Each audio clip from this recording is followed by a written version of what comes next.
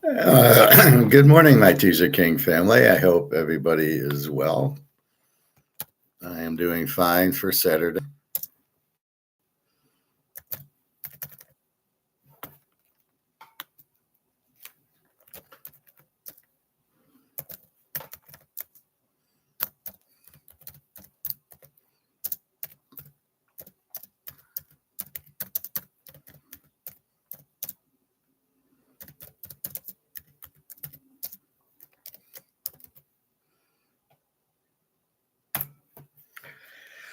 Okay,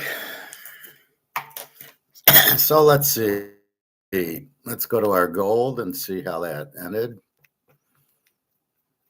We got close to 4,100, but we're a good distance from 4,000, and this is the end of the curve.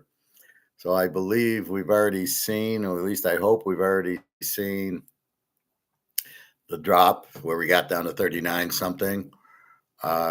It's usually the second last day of the month, which would be Monday, but I think we already saw it.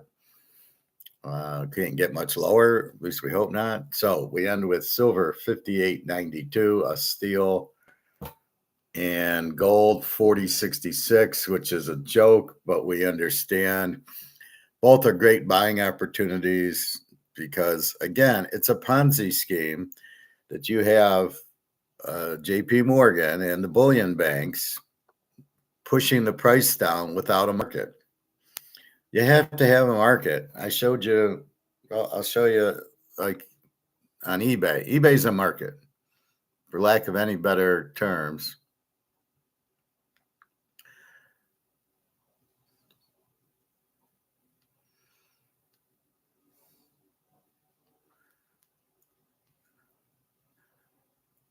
So when I show you this Willie Mays card, 1959, but it's a PSA 3, it's a bad condition card. It's $176. That's the market, right? The market says if you have this card at a PSA 3 and you want to sell it, it's worth that. There's a buyer, there's a seller. That's a market. A market is not when you don't have a buyer and a seller, when the seller is a bank just selling it to get the price down, but not meeting a buyer. There's no buyers there. So it's not like, here's an ounce of gold, I'm going to sell it for this, and somebody's going to buy it for that. So in other words, right now, if I had a bar of gold, 1 ounce, I'd say I want $10,000 for it, and there'd be a buyer for it, and that would be the market, $10,000. At 4,000, there's no market. There's no seller at 4,000, only buyers. And that's why it's not a market, and that's why it's a bullshit price, right? So gold and silver at these prices are bullshit because nobody in their right mind who knows what they're doing is possibly selling silver at $59. Nobody. I mean, unless you need the money, and then it's not like a normal supply demand thing. Like I need to sell 1 ounce of gold. I got to take the 4 or 41, or hopefully it'll be 43, 44 later the week. That's what I'm hoping for, right? But I have to sell. I need more monopoly money. Okay, I could sell a half ounce, but we'll see. All I know is the closer we get to December and $20,000 gold, the more realistic it is. But that's what it is. It's what will a buyer and a seller sell it for. So with the Willie Mays card I just showed you, that's what a seller is willing to sell it for. And he hopes there's a buyer who wants a 3, a PSA 3, and he will take 176 for it. Me, I'd rather have a PSA 8 or 9 and spend more money on it. And I have a lot of what I consider 8s and 9s in those 1960 cards and 1961, my Roger Maris and 65. I have a lot of high condition cards. Now I got to get them graded, but I can tell good corners, good centering, solid cards. So I'm not going to take 176 if my card's really in good shape. In bad shape, I'll take it. And then people will buy it because it's graded. They'll pay more for it because they know it's real and this is what the grade is. But I really want a Willie Mays 1960 card because that's when I was watching. I was born in 1959. Maybe I want a 1959 card because that's when I was born. I think I have a couple. And then I would just go to a card show and the guy would have these old cards and he's at Clemente, Mays, and I'd go, oh, okay, I'll take one. I don't know what year it is, but it was very cheap. So I bought them. But once you get the card graded, they're worth a hell of a lot more than what you paid, like my Montana rookie. So what we have going on now is not a free market in gold and silver. It's being pushed down without nobody. These people are selling it at that price. People will buy it because it's cheap, but the seller is not, he's not even selling it to anybody. He's just selling an option. And, you know, in the real world, the seller would never sell for 4,000. If me and you had these ounces, we would say, I want 10 grand. I'm not selling it for 4. It's too cheap because that's not the real price. The real price is what a buyer and a seller would sell it for. As I said, I want 10 grand from it. I'm not selling it below that. And that's what will happen as we break away from COMEX into China and Hong Kong and Singapore and the rest, Russia and that. I heard Russia has 40,000 tons of gold. I don't know if I believe that, but let's just say they have 25,000. But the guy was confused because he said China's got 40,000. And I had to write in the comment, China's got 80,000. I don't know where you're at, buddy. Include the people and include the military and the shadow banks. They got 80,000 tons. Get your information right if you want to be on. You want me to watch you. But the point is, let's say I got my mantle and it comes back as a 9, my 68 mantle. I want like 100 grand for it. I'm not going to sell it for 10, but that's what they're doing in COMEX. They're selling it for this cheap amount. They keep pushing the price down because they want to price fix it. They're really not trying to sell. They're just selling, they're not really selling the physical. They're just trying to push it down because their goal is to push the price down, not get to market price. So nobody in the world is selling the bars for 4,100. Nobody's selling silver at 59, except for these stupid coin stores. They're fucking idiots. They have no idea what they're doing. Yeah, I'll go $2 over spots. So whatever spot is, I'll go. Spot is paper, not physical. Why would you sell physical at paper prices? And the bigger question is, why don't we have a physical price?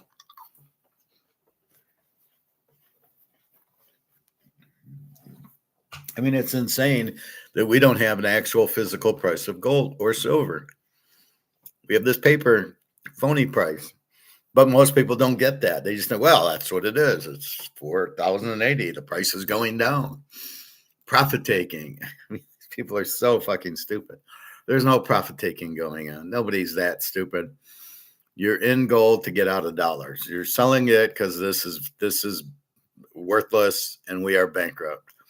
And my title says all the countries that are in fiat currency that are not in BRICS, maybe Poland, they're bankrupt. And you're bankrupt because you don't have any gold.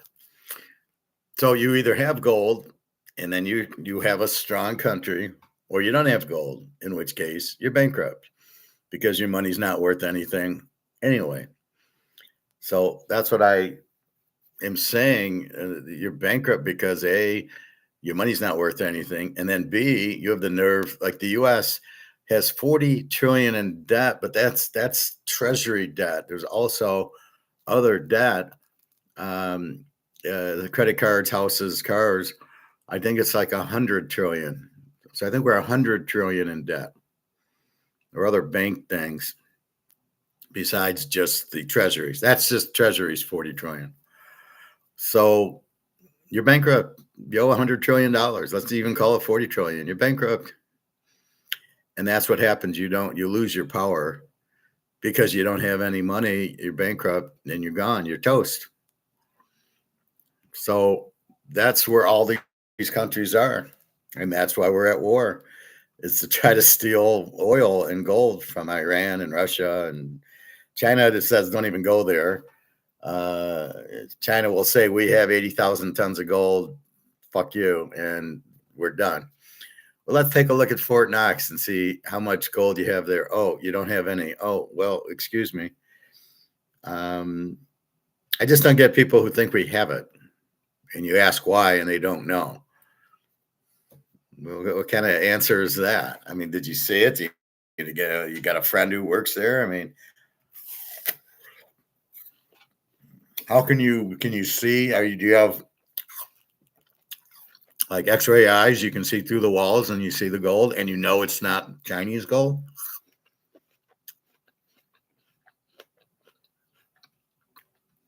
If China had bought our gold, it would still be there because they feel it would be safe there.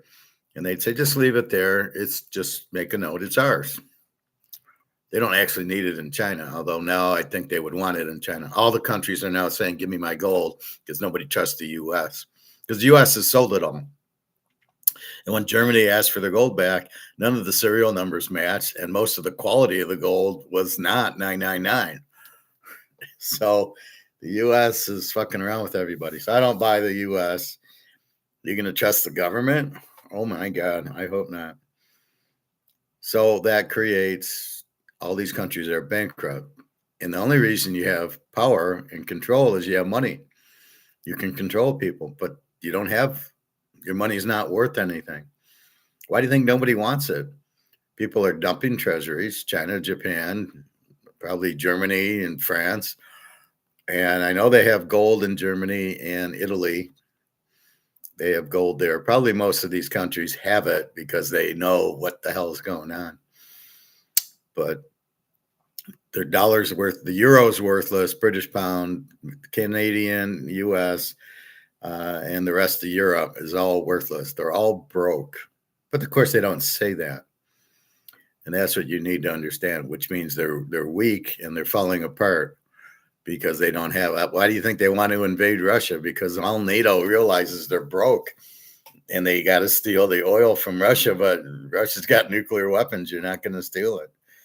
So you're going to be broke unless you get gold. And these people are Keynesians in charge, and that's it. Which takes me to, should we actually have governments anymore? Or should we kind of change the government? There's a problem with governments. There's always been a problem with government. Back to the Romans, there was, you had Nero burning the country down to put up statues of himself. And France and Spain, you inevitably, the government bankrupts the country. They're like little children. They're not capable of keeping the dollar strong, which is really their own. When we read the top 5 things, which I think I have, the top 5 things for a successful government.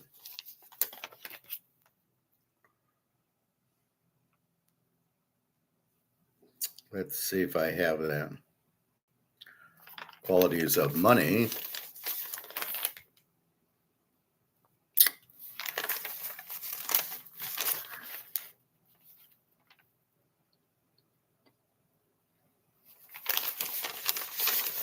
Mm-mm.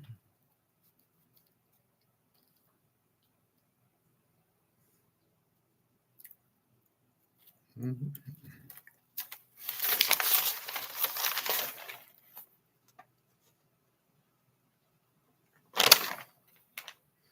No, I don't. I got it in my other notebook. Anyway, I can read them to you. One, you must have free trade, which is the most important. You must have gold-backed currency. You must have laws. You must have a small government and very low taxes, if any. Those are the 5 things to be a power, and yet nobody plays by those games anymore. So even if you have a constitution and you know the rules and you know how to be a successful country, you still they don't follow them. Take New York. I think they voted in a socialist mayor. Why would you want that? It's not in the Constitution. The Constitution's capitalism, free market, free trade, low taxes, low government, gold. And yet you hire a socialist who is opposed to most of that. They certainly wouldn't want gold. They're not into free markets. We're going to do price fixing on apartments in New York. So everybody doesn't have to pay rent. And what do you think the landlords do? They say, see ya. They'll leave the building. They won't maintain it. And that's it.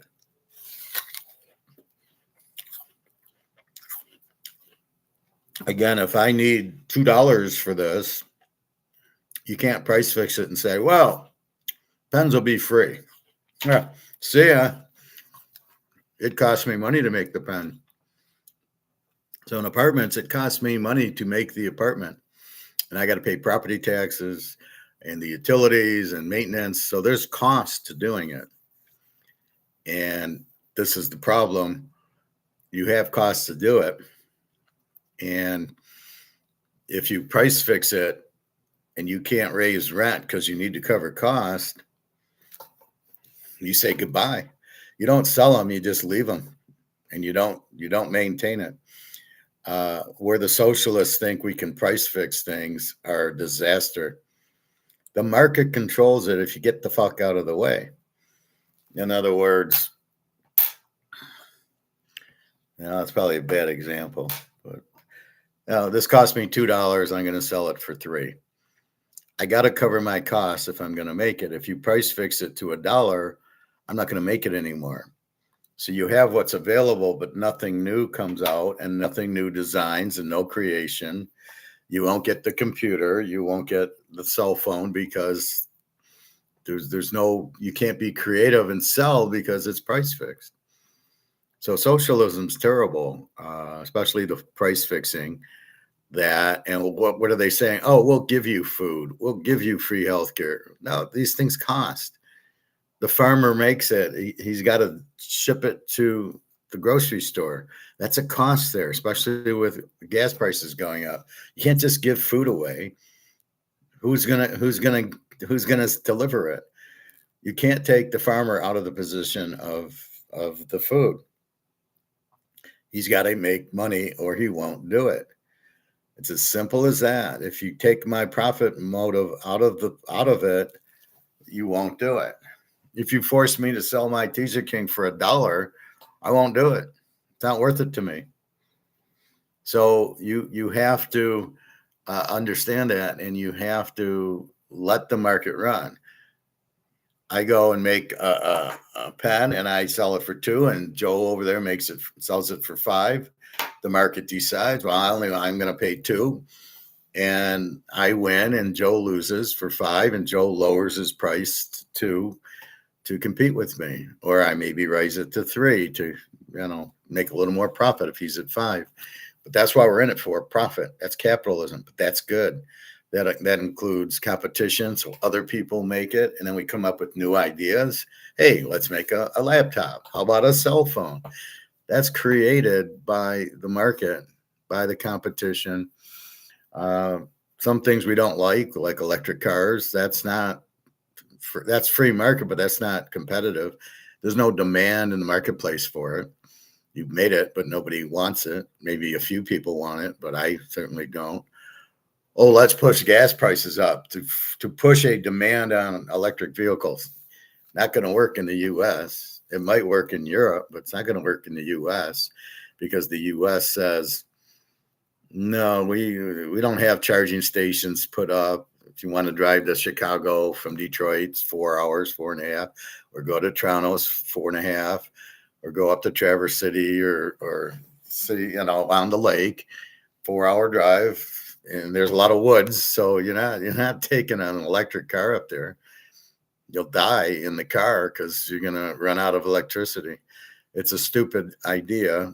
We know batteries never hold a charge. They do a little bit in the beginning, but now you're charging every day. I'm charging. I got this plugged in now. My phone I'll have to charge, which I think I'm going to do now too. What am I at? Okay, I'm pretty full, so I'm going to charge my phone.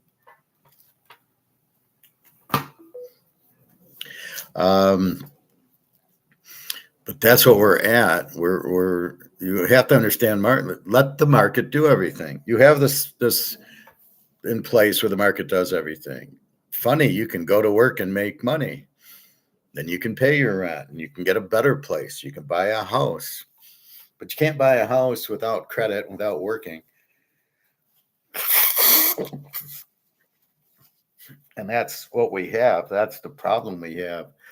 We have a house that is, you have people buying houses that can't afford them. And then they start defaulting on it, just like 2000 to 2008. And that was caused by Clinton. Everybody should have a house. And he lowered the regulations and he forced the regulations that any bank, that anybody wants a loan from the bank for a house, they had to give it to them, even if they had zero credit or not working. And it came back to bite them because you got the government involved. It wasn't laissez-faire, leave it alone. That's the problem. If you just let the market control things, you don't. Socialism interferes with the market. It's government controlling prices and controlling markets, and it's dangerous and it never works. Oh, but you'll get free rent and free food, and somebody's got to pay for it. The market doesn't say you get food for nothing, or hospitalization for nothing, or a free house. That's not in the market. You can't fight the market. You'll never win. The market is the market. So understand that point, right? You can't fight the market. You can't say, I'll give it to you for free, or we'll do rent control. It doesn't even sound good. It sounds good for the renter, but it doesn't sound good for the builder. And if I'm giving away phones, it doesn't sound good for the manufacturer. It sounds good for the people. But the people don't pay, they're not paying taxes like the manufacturer pays more in taxes. And so you want Samsung or Apple or whoever selling the phone, making money, paying the tax, hiring the people. So when you do, let's say you price fix phones. So what happens to Apple? Well, they got to fire all their employees because they can't make profit selling their phone. Well, you only have to pay $500 for an iPhone. Sounds good, except for to Apple. Well, we gotta fire all our employees because we can't pay anybody because it costs us $1,000 to make the phone.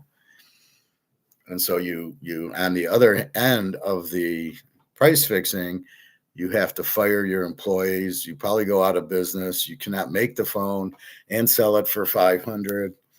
There's engineering costs involved. There's marketing costs. There's a lot of costs. The people making the phone, and so the rent and everything else. So you have it costs you $1,000 to make it. I can't sell it for $500. That's why the market says, okay, you can sell it for $1,500, and there's people willing to buy it. That's how a market works. Will somebody buy it? And if they won't, you're out of business anyway. But if they will, then they shouldn't have to take less of a price. And that's what they're doing when they start with this price control. They actually fuck the producer. And in this case, the guy building the house or apartment gets fucked. He charges rent. He makes money. He hires people. He might buy a car. He might buy a boat. He might be well off, might not be well off. But you're taking the money out of his hands, and he might have 100 people working for him. You just fired 100 people. But all you see is the other end of it. You see the people in New York get to, price control on their apartment. Like it's a good thing. Well, it's a good thing for them, but it's a bad thing on the producer side of it, or the landlord or anything like that. You can't fuck with the market. And that's what socialism does. The government will take care. We don't want the government. We see what's happening now. The government took over in the US and look what's happening. We're fucked. We're bankrupt. Our money's worthless. That's when the government takes over what happens. If you had a private company take it, if it's me, the professor, our money's backed by gold. We don't go to war. We're here to defend the country, not be attacking. We would never attack Iran. We would defend the U.S. from people attacking us, but nobody's stupid enough to attack us because we were rich and we have two oceans. And how are you going to come at us? So we're well protected. We really don't need much of an army. We can probably use these missiles instead of an army to do it. Like, do we need Navy ships? Do we need planes? Probably not. Not if you have these ballistic missiles. You're probably fine. Anybody attacking you, you can do what Russia does. They just pound you with missiles and you're fucked. So that's what the army's for, to protect the land. And that's where it gets into why most of these countries are bankrupt. I'm watching Julius Caesar now and the Roman armies and everything. I'm at the part where they're attacking each other. Pompey's on one side and Caesar's on the other. And of course, Caesar wins because he's Caesar. He was a great general. But you had, but they're not really protecting. They are expanding the empire. They're defeating Germany and other countries to get more land and to grow the empire. And but they used the slaves to build roads and stuff. So that was pretty smart. But the armies are expensive. You have to pay the guy. He ain't going to just risk his life for nothing. So you gave him 1 ounce of gold, and the guy would be pretty rich back then, and he'd take care of his family, and he'd be in the army, and you gave him 1 ounce of gold every year. And that's what blew up. As soon as you took the gold out, you couldn't pay the guy.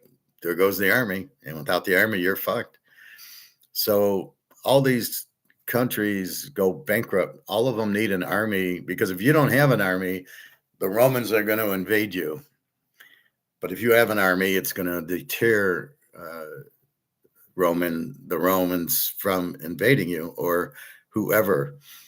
And now it seems like the Israelis are provoking everybody, and they are broke because their money's not backed by gold. Although they do have gold from 9/11 when they stole a bunch of gold out of Federal Reserve or Building 7 or wherever the gold was, they stole it. They were responsible for 9/11, and they stole the gold. That's why they buy off the Senate and the Congress of the U.S. and we're basically under the arm of the Israelis. How the fuck did we get to that point? Pretty sad, but that's what happened. So you're then, but the idea is we need military to defend, not to attack. And when you have that, that's expensive. It costs you, and it doesn't really produce revenue unless you happen to steal gold or silver or oil. So you have the war to get the oil, then you've actually made money on the oil, but nobody's just going to hand you their gold and their oil. They're going to have their armies. And as I said, armies are expensive. You got to feed them. You need weapons. And the Romans, they're using knives. So you just need a knife. Once you get into where they got bullets and they got guns and ammunition, then you got to replenish it. They shoot 10 bullets, you got to give them 10 more. Where are you going to get that from? Well, you got to pay for it. So they're very expensive. They make you go bankrupt most of the time. Napoleon, World War I, World War II, all the bankruptcies there. But if you have gold, you're protected because gold will not lose value. So you're printing dollars for these wars. Like the U.S. now, we're printing dollars to buy more Patriot missiles and more F-18s that keep getting shot down, and just all the missiles you're sending, you have to build new ones. Costs money. It costs millions. I think it's becoming a drone warfare now because drones are cheap and nobody dies. Theoretically, you can send the drone. If they shoot down the drone, well, nobody really got killed, just the drone got killed. But then what does the drone fire on? And if the drone fires on people, those people die. But it's becoming more of a drone warfare. A lot of drones are firing on Moscow now, and Moscow is firing on Ukraine right now. They drone the hell out of Kiev, so it's cheap and nobody dies. You just send. I'm going to send 10,000 drones to Kiev. Nobody dies, and except for Kiev, right? So that's where you're at. So it's becoming a cheaper war, but wars are expensive. They end up bankrupting the country. When we had our Civil War, the North and the South, Lincoln used greenbacks. They did last. They went bankrupt, and they had to come out with new gold-backed currency. But fortunately, back then we had gold. But that's the problem. Paying for the war is very expensive. So we're in a war with Ukraine and Russia. We're in a war with Israel and Iran. We are broke. It's as simple as that. I don't know where Trump's coming out selling a Liberty Bell 250 thing, 1 ounce for $20,000.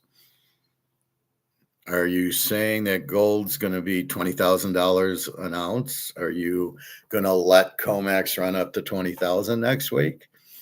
We hope so.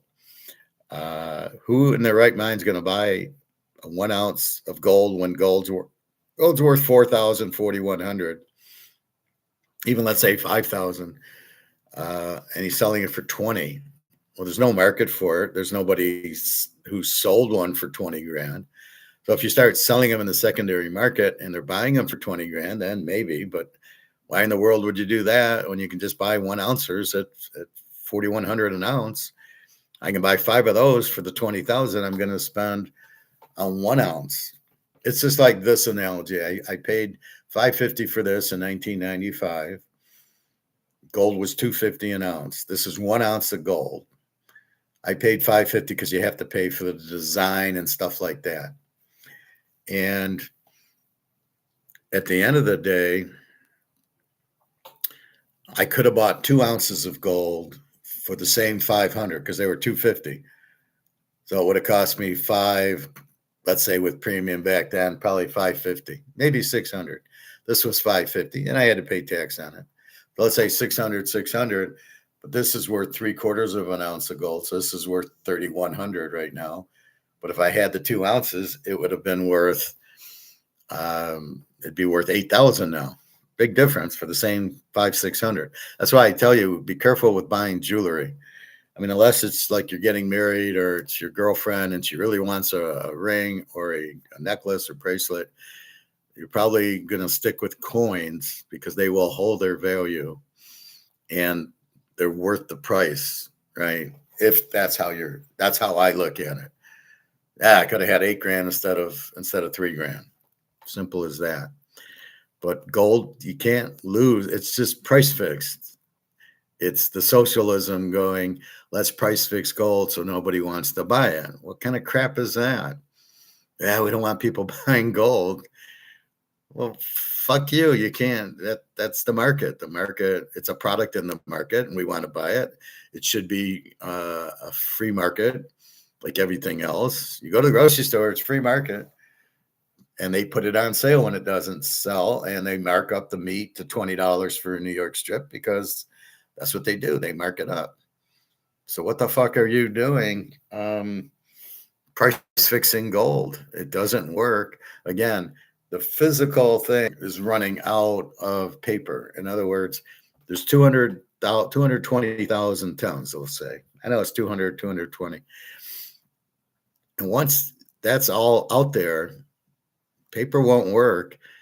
And people, where are you going to get the gold at 4,000 an ounce? So gold, let's say, hits 4,500 in the paper Ponzi scheme. Where are you going to get it? Who's going to give it to you at 4,500? It's all gone. I'm not selling mine for 4,500. I mean, forget this 1 ounce that I need cash, but Okay, my other ounces, you're not getting them for 4,500. I'm not. They're not going for less than 10 grand. And at that point, there's only going to be 4 or 5 I'm going to sell at that point if I need to sell it, or if I want a vacation, or I want to buy something, because I can't use the gold to buy it yet. So once all the gold's gone, ain't nobody going to sell it for 4,500. And the U.S. being bankrupt, what's their leverage? We don't have any gold. Why would I want a U.S. dollar? It's not worth anything. Why would I want it? It's worthless. Nobody wants it now. Nobody wants to buy your treasuries. So we're buying our own treasuries. How stupid does that sound? Well, I'm going to put my Mark McGwire rookie up. Well, I'll buy it myself because nobody wants it. That means it doesn't have value. So why am I paying the price when it has no? So in other words, if I try to sell a Mark McGwire rookie and I see some on eBay for $1,000, and I go to sell it and I get no offers, it's worth nothing. Why would I pay $1,000 in the auction to buy it from myself for 1,000 when it's clearly not worth 1,000?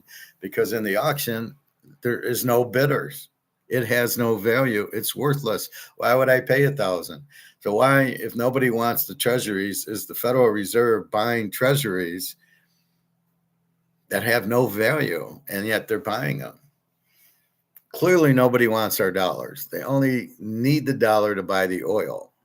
But they can use Greece, Turkey can use their own money to buy the oil. It's not like they can't. I don't know what Turkey uses, if they use the euro or what, but they probably can't print it because their dollars are worthless.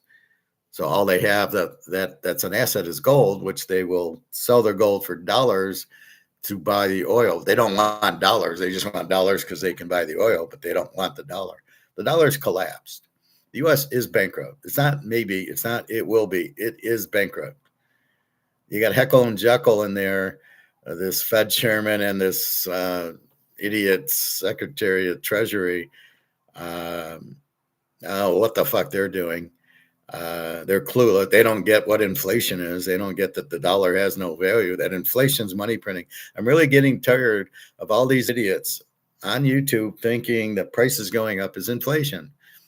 That's the market. Prices go up and down in the market all the time. If somebody wants to, I have this phone. If somebody wants to buy it, fine. If nobody wants to buy it, it's simply not worth anything. It's only worth something if somebody will buy it. If somebody wants my Barcelona plate, if I can get $10 for this, it's worth $10. If nobody wants it, it's not worth anything. It has a value to me, the sentimental value, because I was there and I bought it. That's why you see the Picassos on my thumbprints sometimes is in the Van Goghs, because I was there. I was at both museums, and you could take pictures. Not as much as the Van Gogh, but at the Picasso Museum, you could take pictures. At the Van Gogh, they yelled at me. I took that one picture of the countryside, and I have the 2 posters, but they yelled at me, "Oh, you can't take pictures here." But at Picasso, they didn't care. There was nobody there. I took a picture of everything they had. That thing a few days ago, it's a bowl, is a Picasso. In case you're questioning what the hell is this? That's why did I use that? So that's where the value comes from. It's only value if somebody values it. Your house is worth what somebody will pay for it. You bought it for 500 does not mean the value of the house now is worth 500,000. What can you sell it for? I can only get 300,000. That's the value today, and the value moves and the price moves. You can't price fix stuff. That's bullshit. You can't price fix gold. As we're bankrupt, the gold price shoots up because the dollar's worthless. So it takes more dollars to buy the gold. But again, they're not moving the gold price to match the value of the dollar dropping. And then we don't know what the real value of gold and silver is because it's been price fixed. So all we see is the JP Morgan option price. And that's why you need the prices to be free. In a free market, the prices, as the inflation goes up, the price of gold would have gone to at least 10 to 15,000 right now because the dollar's not worth anything. And then you got your defaults, people losing their jobs and the value of the money going. So the credit card default, the mortgage default, the car payment default, the credit card. So you have a lot of defaults, which hurts the banks because, again, the banks make money when they loan you money out of thin air and they get interest. And that's how a bank works. It's a total Ponzi scheme. It's absolutely ridiculous. We should not need to borrow to buy a house or a car. Those simply should be market forces. Okay, I'm going to sell a house for 100 grand. I don't have 100 grand. I can't buy. I'm not buying a house. Do you imagine going to the grocery store and buying, they sell cars there, maybe, and you're like, I don't have $30,000 to buy the car. You got to lower your price of the car to like $1,000 or $2,000 because I can't afford it. So any product that you need a loan for is a problem, right? But that's what the banks do. So they'll loan you the car. Where do they get the money from? They just print it out of thin air. So they pay for your $10,000 car and you pay them back for 4 or 5 years, the interest. And that's how a bank works. But when you can't pay it, when everything costs more and you don't have enough money and you lose your job because the companies are too stupid to be in gold and they can't raise their price to cover their costs because they can't see it coming because you got a bunch of idiots running companies, then you've got a problem there. And then the banks don't get their interest. So wait a minute, Joe stops paying his car payment. They're not getting that $500 a month in. The banks are in trouble. They're not getting their revenue. So you see a lot of banks, but to bail out the banks. Sorry, Joe. Yeah, you lost money because people couldn't pay the car payments. We're going to bail you out and give you $10 billion. What kind of crap is that? No, you fucked up. You gave credit to bad things. You couldn't see this recession starting. And they don't really care. They have to lend the money out because they need the interest regardless.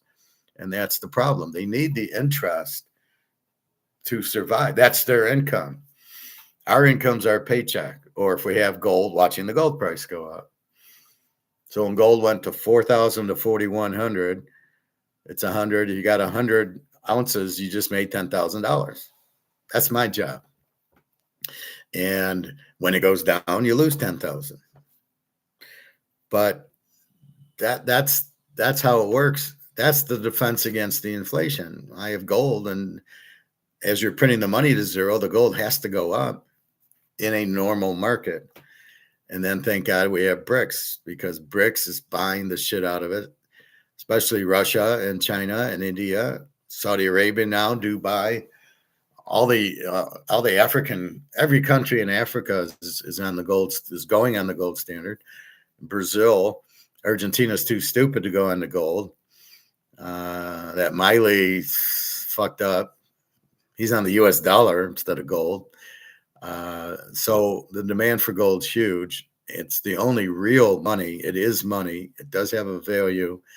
We don't know what the real value is because they won't let it get to a real value. Why the US COMEX is pricing the physical gold is beyond anything. It's what the fuck's going on.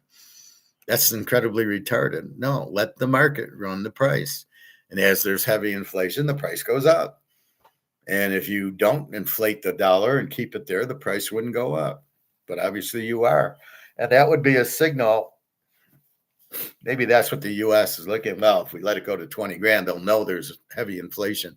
Right now, we can hide it and say, oh, inflation is 2%. Well, do you know what inflation is? Its price is going up. No, it's printing the money, you idiots. So they print the money supply, which is the inflation, which is not 2% or 3 or 20. You have no idea what the percent is. All it is it went from 90 trillion to 100 trillion. So what is that? Are you going to measure the percentage? Nobody gives a fuck. You got $100 trillion printed. It's not worth anything. You have nobody wanting the US dollar. It's not worth anything. So, with all that being said, I'm a little short here. With all that being said, you run into gold and silver because they can't print it. They can't cause the inflation that they are in the dollar. It's as simple as that. Money printing is inflation, kills the value of the dollar. Nobody wants it. So if you can't understand that, you look and go, we can't sell treasuries because nobody wants the dollar, because that's what you're buying. You're buying debt. Oh, we owe 40 trillion. We really owe 100 trillion. Where are you going to get that money to pay the debt? Yeah, I got a $10,000 treasury. Yeah, you're at the end of the line. There's 40 trillion ahead of you. Oh, I'm sure I'm going to get paid back after the 40 trillion. I'm, like you're at the deli counter number 150. So you're really fucked there. So why would anybody be in treasuries? You wouldn't. If you want, why would you want the US dollar? It's not worth anything. You wouldn't. And that's where you go to gold and silver. Oh, but I can't go to the grocery store with it. Yes, you can. You do what I do. You sell an ounce of gold or an ounce of silver to get monopoly money to go to the grocery store. Or we just use credit cards. And then I pay the credit cards off. But I don't care if I pay them off. I just pay a little bit because I know they're all going to go broke. So we won't be paying them back, or your mortgage. And, and then you default and the banks go out because you default, because that's the bank's revenue, is to get the interest.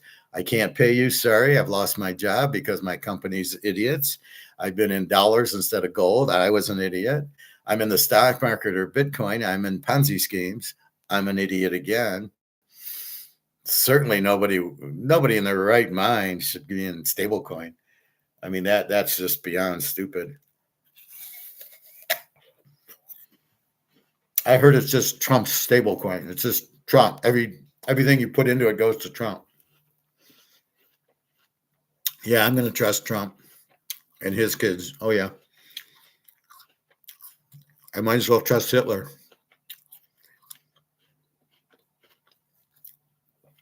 So that's what you're looking at. That's what's happening. And you're just basically, banks are in trouble because the loans aren't going to be paid back. And that's how they live, is off the interest. That's all bank is.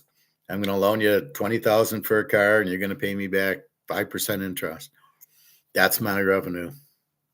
And the money I gave you was just made out of thin air. Here's your loan. Yeah, I really didn't have the cash to loan you. So if I loan you $500, I'm going to give you $500. But if I'm a bank, I'm just going to type up $500 loan and you owe me 10%. So I'm not giving you 500. I'm just giving you this note made out of thin air, and then you're going to pay me the interest on it. So it's just a Ponzi scheme. That's all. The whole banking system is a joke. It's a major thing. That's why they don't want the gold standard, because the banks run the country, and the banks would be fucked if they didn't have the gold standard. If they had the gold standard, they wouldn't be able to just print money out of thin air, because you can only print money to equal the amount of gold you have. Because the gold standard says is, if I have $100, I can go to the bank and get $100 worth of gold, and they have to have it. And it's going to run out. We can only produce so much money because we only have so much gold. That's why everybody's against the gold standard, because it kills the banking system. And we had it from 1814 to 1914, or 1820 or something like that, to 1914. We had the gold standard here. We were very successful. The world was very successful. You had the cotton gin, you had the railroads, you had the ships, the steam engine. All that came because of the gold standard. And we didn't ruin the money because it was the gold standard. We come in 1914 with the Federal Reserve, and we've been downhill ever. Depressions, inflation, stock market crashes, more inflation, World War I, World War II, World War III, Korea, Vietnam. This goes on and on because We've allowed the dollar to be not backed by anything, and we've been bankrupt since 1913, really. But nobody calls it because we had so much in gold. And then we went back on gold 1945 to 1971. We were on, whatchamacallit. Damn it, I keep forgetting this. But we're on that gold system. And so that kind of did. But by 1965, LBJ takes over. They kill Kennedy because he wants to be on the gold standard. And then LBJ starts welfare. Oh, I'll give everybody a hot dog or whatever. And then he goes to Vietnam and fights a war about what? Why are we attacking another country? Armies are supposed to be defensive, not offensive. This isn't the Roman times or the Nazis. They're defensive. And so somebody makes a mistake and makes them offensive, and it costs you and it bankrupts you. So we had to print more money for Vietnam, and then that's why we got off the gold standard. And then ever since, we've been at war with somebody. Iran, Iraq, Gaddafi. It's a disaster. Well, the defense contractors need to sell their weapons, so let's have a war so people buy their weapons. How the fuck did they get in charge? We're in the Constitution to say, well, yeah, we got to let the defense contractors run everything. So why are they running it? What do they have on the presidents that make them in charge? And then all the government is corrupt and takes kickbacks. And now we're invading Iran. What the fuck are we invading Iran for? Well, now we got to open the Straits of Hormuz. They were open before you invaded them, idiots. Well, we wanted a regime change to get a friendly regime so we could steal their oil. Yeah, you really did good research on that. Instead of pulling out, you're fucked, and you're paying them off. You're getting them off the sanctions, and the Strait of Hormuz is still going to be closed because the insurance companies aren't going to insure the boats. Except if you have yuan, then you can cross, because if you pay Iran in yuan, you're fine. Or I guess I would assume Saudi Arabia, Dubai, they have a lot of gold, so they're okay. And that's where we're at. It's a mind fuck how stupid the U.S. is, how corrupt it is, and we're bankrupt. You bankrupt us, you idiots. That leads me to, should we even have a government? Because I haven't seen a government actually do what it was supposed to do since Rome, since before the empire, the republic. They had one president 1 month and another president the next, and they had a Senate, and that was it. Although they weren't voted in, that was the last time government actually worked. That's how Rome became powerful, but they did invade a lot of countries. But here, I've yet to see a government do anything good. I don't think this government system works at all. I think you should be like, you want to be the head of General Motors. Let me see your resume. Have you ever ran a car company before? Ford, none of them have anyway. It's so stupid. I think they hired a pizza guy to run Ford. Now we know why they're bankrupt. But I mean, if you're like, I got a master's in finance and 25 years of experience. Okay, I can probably be a financial analyst because I have the master's in these. But what is my qualifications to be president or any of these secretary of treasuries or any of the Senate or Congress? Do they have a back? Well, they're attorneys. Oh, great. The biggest scammers in the world you're putting in the government. So I don't buy that the government works. I think if whatever you put should have competition. So there should be 2 or 3 legs of the government. Like now it's Republic and Democrat, and they're the same. There's not 2 different. They're all the same. They're all corrupt. They all get paid by the Israelis. So we need government A, government B, and government C to compete with each other. I think is the only way to have government, and I think it should be very tiny. We need laws, we need gold, we need free trade, we need very limited government, and that's the rule book. Now, you guys, you 3, you got to stick to that. We are off the Constitution. How did that fucking happen? Everybody swears to the Constitution. I will uphold the Constitution, and yet nobody does, and nobody gets in trouble with it. You have insider trading. You have these idiots buying stock. You have these idiots printing money to death and buying and cheating and stealing. What the fuck's going on here? So I don't believe government works. I think it's all corrupt. And the only way anything works, it cannot be a monopoly. It has to have competition. All right, it's the only way you can have a government. And with that fun stuff, let's go to baseball. So let's go through yesterday's games. I picked a shitload. I picked 13 games. I went 7-6 and made plus 6 units because all my 3-unit plays won. So 626. Cincinnati 6, Pitt 4. Skeins loses a fucking again. I can't believe it. I do end up taking Skeins because I figured Pittsburgh had beaten Cincinnati like 6 times in a row. And I says, Skeins didn't hurt. He only gave up 2 runs. It was the relievers that came in. So again, I lose with Skeins 6-4. I know I was trying to talk you guys out of it. You got to respect the streak. But then I got caught into a second streak of Pittsburgh beating Cincy versus Skeins losing to other teams. So Skeins with 8 losses in a row. It's unfucking believable. Detroit beats Houston 8-0. And I don't play the game because I am confused by that. The total was 9. Detroit wins 8-0. Again, what Detroit team shows up? And we had bullpen pitchers, so I laid away. Baltimore 3, Washington 1. I do not play. As again, I don't recall. I think I had bullpen pitchers in this game. Texas 5, Toronto 4. I do have Texas over 8. I was going to give you that as the free game until I saw Zach Wheeler, and then I saw Mizorowski. So this was the third one that would have been the free play. Over 8.5. They win 5-4, so that was a winner. Seattle to Cleveland. Seattle wins 3-1. I do play Cleveland. I like the pitching matchup, and Seattle's pitcher, these guys, they'll give up 4-5-5, 4-3 runs, and then boom, here's 1 run. So Seattle wins 3-1. I have Cleveland.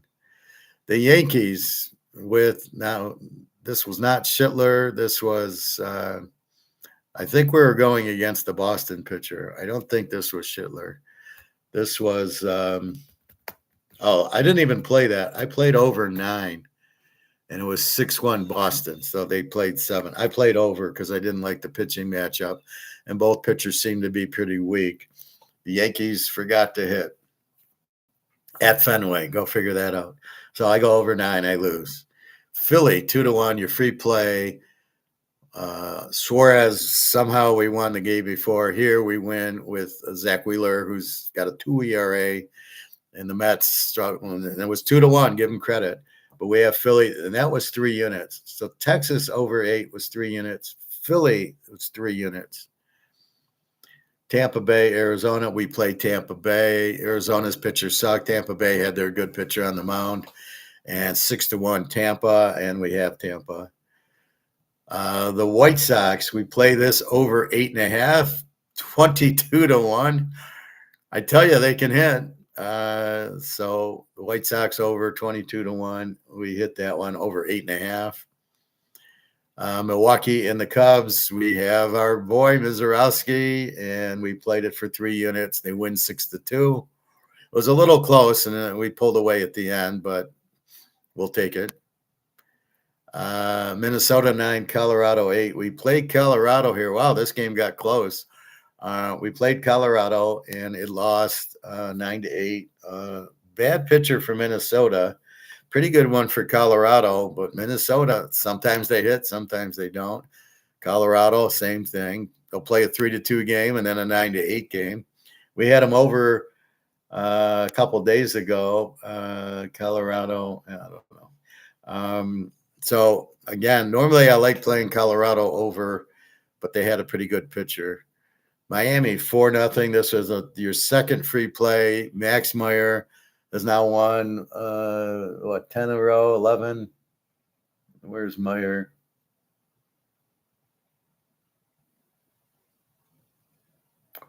Where is he? There he is. He's 8-1. Now he's 9-1. Now he was 9-1. Now he's 10-1. He's 10-1 his last 11. So we just played him. So the one mistake was playing Skanes, but we didn't give it. Here we gave Meyer and 4-0 over St. Louis. And that's the expected outcome we expected. Mizorowski, Meyer, Zach Wheeler for Philly. That's what we expected, and we got it. Did I give 3 picks? I thought I gave Philly and Milwaukee. Anyway, I think I gave Miami too.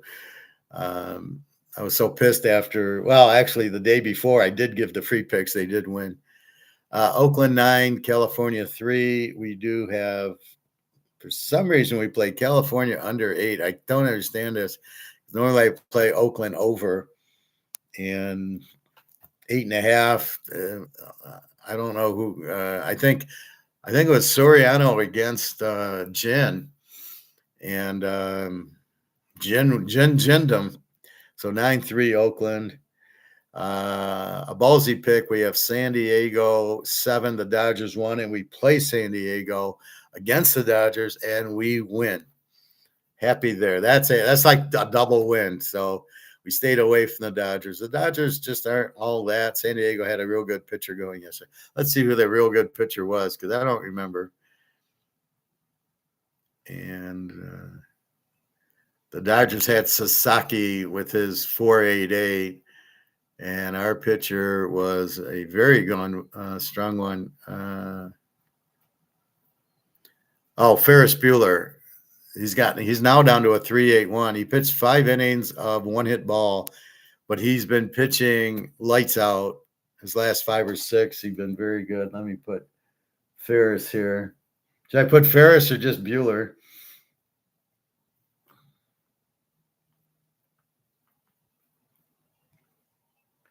But that's why we look at the last 6 games. It's been nothing but 1s and 0s. And he just shuts down the Dodgers. So now he's pitching good, even though his ERA says 3.9. The last 6 games it's a 1. So he's just as good as betting on Mizorowski or the Philly guy, Suarez. In our last game, Atlanta 3, the Niners 1. We go over 8.5. We didn't really like the pitchers. Oakland's not hitting the Niners. Let's take a look at this box score. What the fuck happened here? See, I like to understand why I lost. So Atlanta pitched Lopez 3 innings, 4 hits, 3-4-7, and their bullpen comes in, and the bullpen, I mean, you have 1, 2, 3, 4. You have 5 guys in the bullpen, and none of them give up a run. What the fuck is that? Well, they had a pretty good bullpen, Atlanta. 2.7, a 0, a 99, a 2.32, and a 1.37. So we've got to mark that down and go, Atlanta's got a hell of a bullpen. We got to be careful betting them over. The Niners, Tommy McDonald with his 4.94 gave up 7 hits and 3 runs in 5 innings. And then again, the bullpen comes in 3.81, 2.63, and a 5.53. So you have Hauser with the 5.53 goes 2 innings and doesn't give up a hit. So basically, we played it properly, but the bullpens came in and we was fucked. They didn't give up. So, I mean, again, how can you pick that? We based it on the starters. We were correct. But the bullpen, on both bullpens, did not give up a run. And you just scratch your head there. So, again, this is what we're dealing with. That's why we like the good pitchers. We know they'll keep it close, like Miami, like Philly. Skanes only gave up 2 runs. Skanes wasn't your problem. The problem was the bullpen there gave up the runs. In Atlanta and the Niners, they didn't give up any runs. So how do you handle that? All right, 1:10. It's 12 o'clock, so I got to do it in email. Your free play today is Milwaukee, 3 units. We get right to the free play. And where's that game? Okay, the Cubbies go to Milwaukee. Milwaukee's 156, which is the steal of the century, and total of 8. We got Peterson for the Cubs, 7-7-8 against Harrison, the second ace on Milwaukee with the 2.50. Let's take a look. David Peterson. I thought he was on the Mets. Yeah, he's been on the Mets. He must have just got it traded. Guy's been on the Mets. 6.09 ERA for the Mets, 4.22 last year. This is his first time on the Cubs. He's lost 4 out of his last 5. His last 6, he's 5 runs, 5 innings, 1 run, 5 innings, 6 runs, 4 innings shutout, 3 innings, 6 runs, 3 innings, 3 runs, 4 innings, 5 runs. Now we know why the Mets got rid of him. We don't know why the Cubs picked him up. Harrison, second ace. So 2 aces for Milwaukee. He's won. Holy fuck. 1, 2, 3, 4, 5, 6, 7, 8, 9. He's 9-1.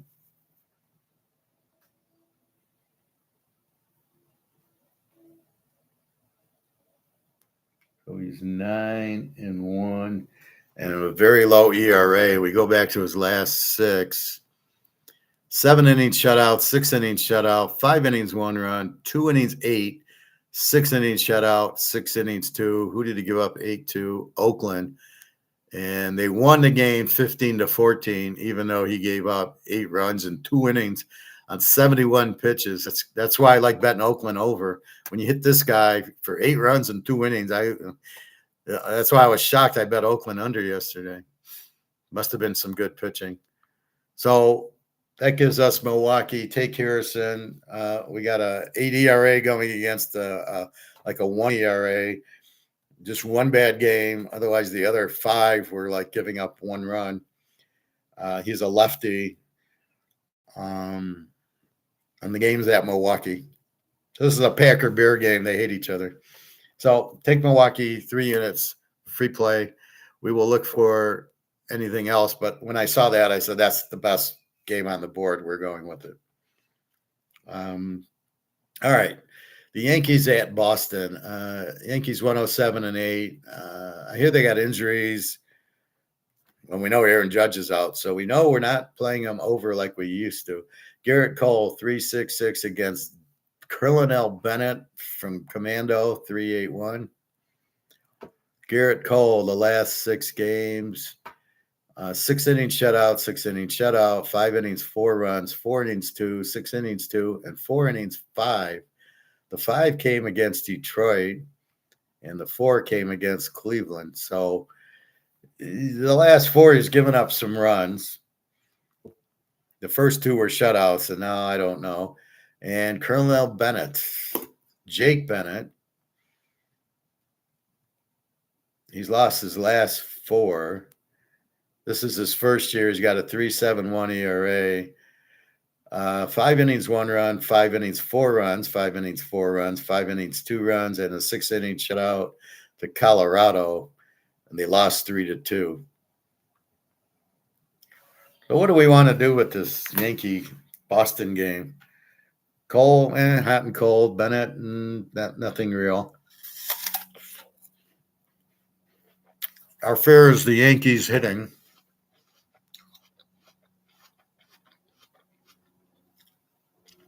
We played the Yankees over 9 yesterday with 2 pigs pitching, and they didn't get over. They only scored a run. So I'm going to leave this alone. I think they can hit Bennett, but they're not scoring runs, and Cole is hot and cold. He's probably getting worn out. He didn't have preseason. You can't just stick him in. So let's just pass on this. Houston at Detroit. Detroit won 8-0. Who knows what Detroit does? They lose 4-0. They can't get a hit, and then they win 8-0 against a weak pitcher. So it's all up to that. Detroit's a 129, 8.5. We got Farmer Valdez, who stinks, against Tang with a 5.17 ERA for Houston. Houston's going with this Oriental. They got a Japanese pitcher, Aime, and now we got Tang from Taiwan.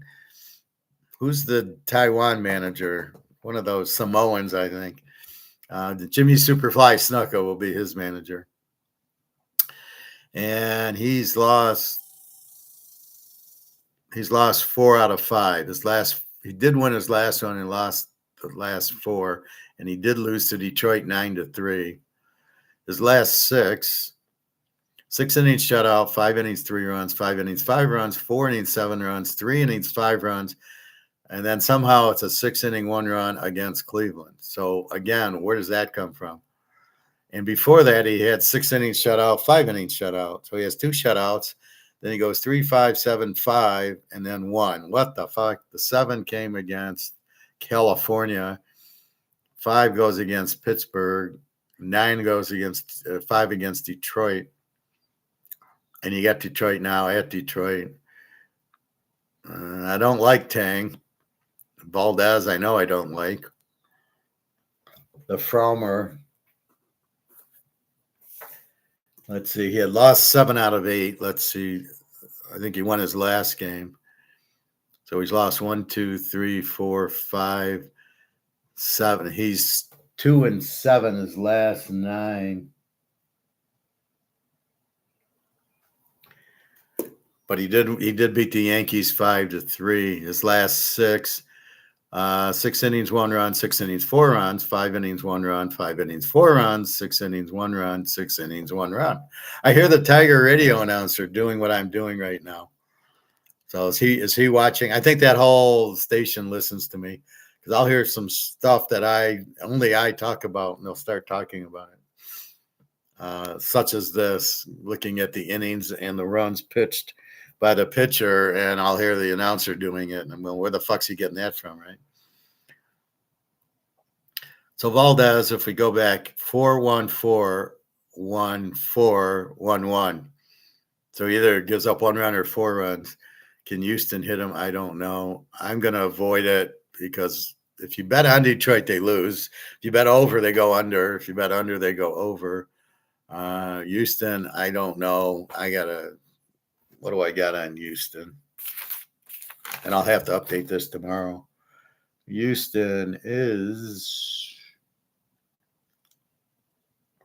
4 hitters good, 4 hitters bad. Sometimes I got to reflect that. Like Xander Bogaerts is hitting 220, but he's certainly a hitter. So I can't just go 4-4 for San Diego. I got to go, well, really, it's 5-3. He's just not hitting. So you get a few players who are really good. I think the guy on the Mets from Toronto, Bo Bichette, I think he's hitting 220, but we know he's a 300 hitter. So you got to be careful with that. So I'm going to leave this game alone. I do not like Detroit. No matter what I do, I can't get them once in a while. They're just very inconsistent because they're a bunch of minor leaguers. They're not professionals. They're a minor league team. And so you get inconsistency. The professionals, you know what, you get a guy's going to hit 300. You got guys that pitch, and that's what you get. Texas at Toronto, we hit the game over yesterday. We're not going over today. We got Toronto minus 178 and 8, and it's Quantrill for Texas against Dylan Cease for Toronto. We like Dylan Cease. He's the man. He's a dude.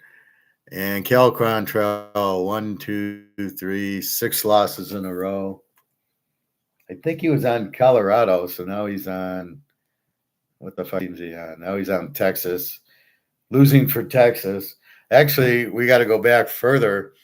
He's lost 1, 2, 3, 4, 5, 6, 7, 8, 9. He's 1-9. I got to find him.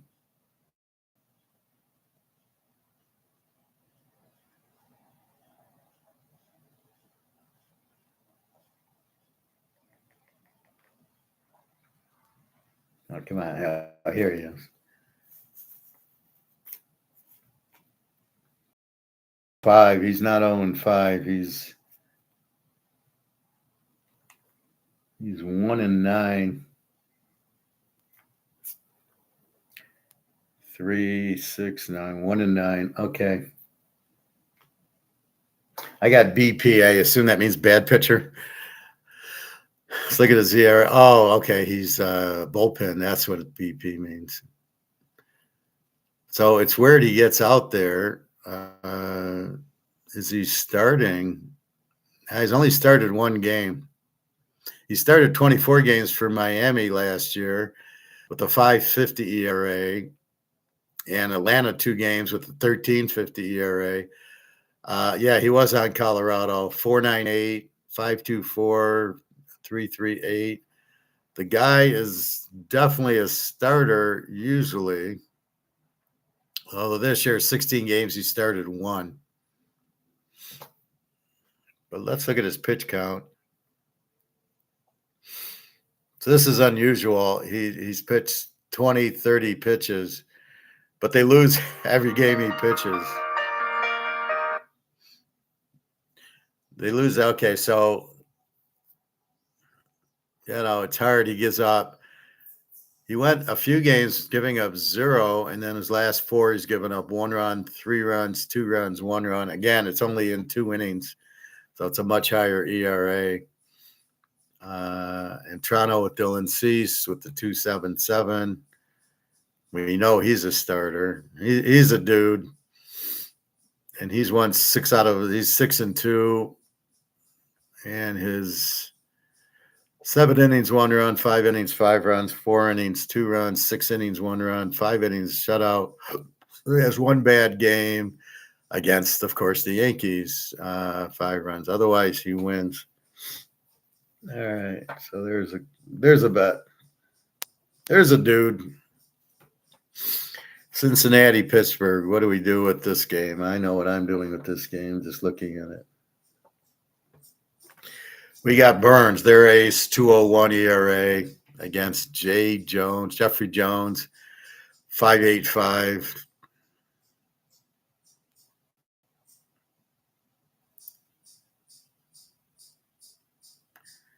And where's his game logs? All right. This is Burns. He's won 7-1.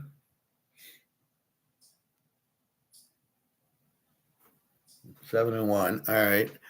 And his ERA in those 7, 6 innings shutout, 6 innings 1, 5 innings 2, 6 innings 2, 5 innings 2, 5 innings 0, 5 innings 1.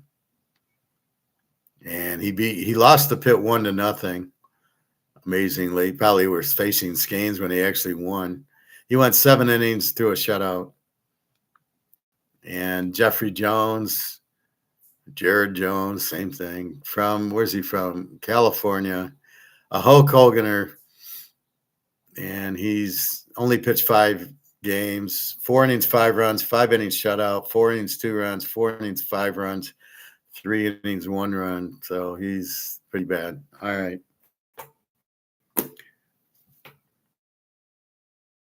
Philly, and we've got the Mets 126-9. We got Rangel for Philly, I never heard of, and George C. Scott for the Mets with the 3.15. Rangel, who the fuck is this guy?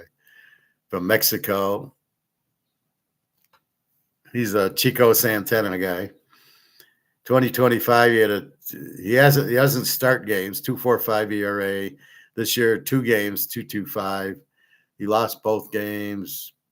And he actually started 3 innings, 1 run, 44 pitches, and then 5 innings, 1 run, 72 pitches. So we don't know. So that's the Philly guy. The Met guy, Scott, George C. Scott. And Scott's won. He's 5-1. Christian Scott. And he's a starter. Why haven't I not heard from him? Has he changed teams?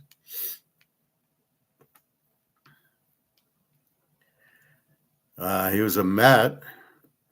9 games, 4.56, 9 games this year, 3.10. Never heard of him. 4 innings, 2 runs, 4 innings, 3 runs, 5 innings shutout, 5 innings 1, 5 innings shutout, and then 4 innings, 4 runs. So he shut out Miami twice. Okay, so that's 2 of those were Miami's. And here he gets Philadelphia. And we have no pitching. Okay, the only way I can play this game, I'm playing it.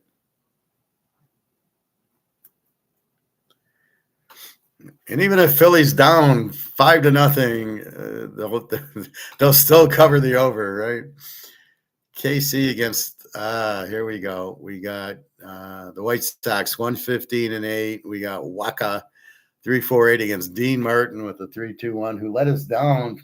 Well, he didn't let us down. They pulled him against the Tigers, and they lost because they pulled him against Waka. And Waka is not pitching well. He's got a 3.48, but he's loses a lot. Waka has lost 1, 2, 3, 4, 5, 6, 7. He's 1-7 his last 8 for Waka.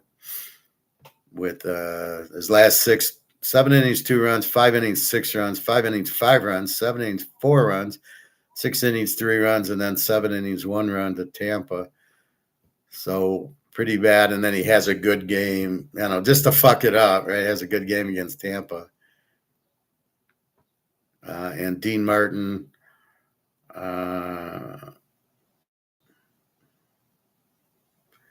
Dean won 2, 4, 6 in a row, then lost and won, then lost his last 2 to the Yankees in Detroit. His last 6, 5 innings, 4 runs, and then 6 innings, 1 run, 4 innings, 6 runs, 6 innings shutout, 3 innings, 9 runs to the Yankees, 6 innings, 1 run to the Tigers. Yeah, they pulled him early after only 77 pitches for some reason. The manager loses the game for him, and they lost to the Yankees 12-2. 3 innings, he gave up 9 runs. He gave up 6 runs to Minnesota. He beats Minnesota 6-2, then loses to Minnesota 6-4. At Minnesota, at the Yankees, at Detroit, he seems to have trouble at home. Beats California 5-2, beats Seattle 2-1, beats the Cubbies 8-3. Forget that. Beats the Cubbies 8-3. Beats Minnesota 6-2, beats Atlanta 2-1. So he's much better at home. And we've got Dean at home. All right. So we're going to go with Dean Martin.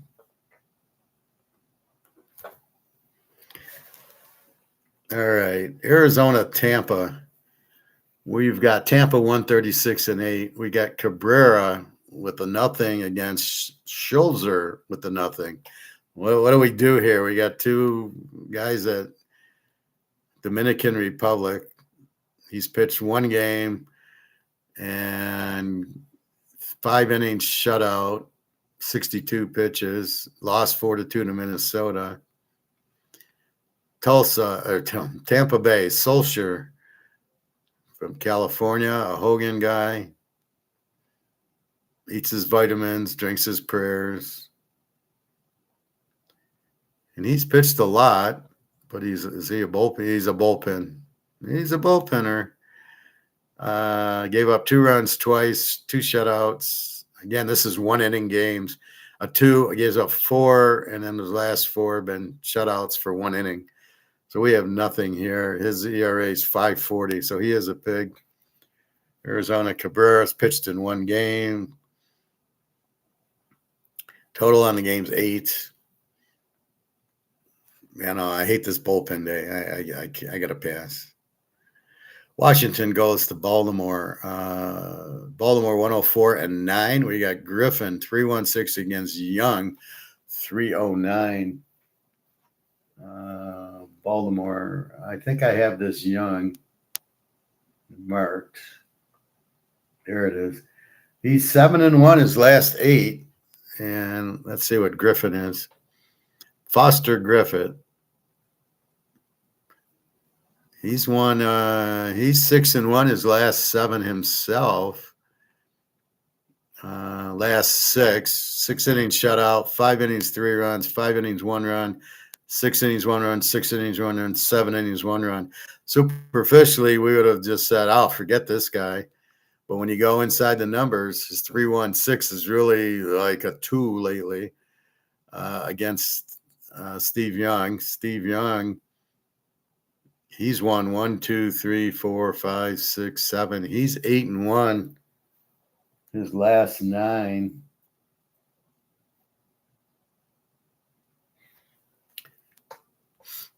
And his ERA is 6 innings, 2 runs, 6 innings, 2 runs, 6 innings, 3 runs, 7 innings, 0 runs, 6 innings, 3 runs, 5 innings, 1 run. So he's been giving up. Let's see if we look at it.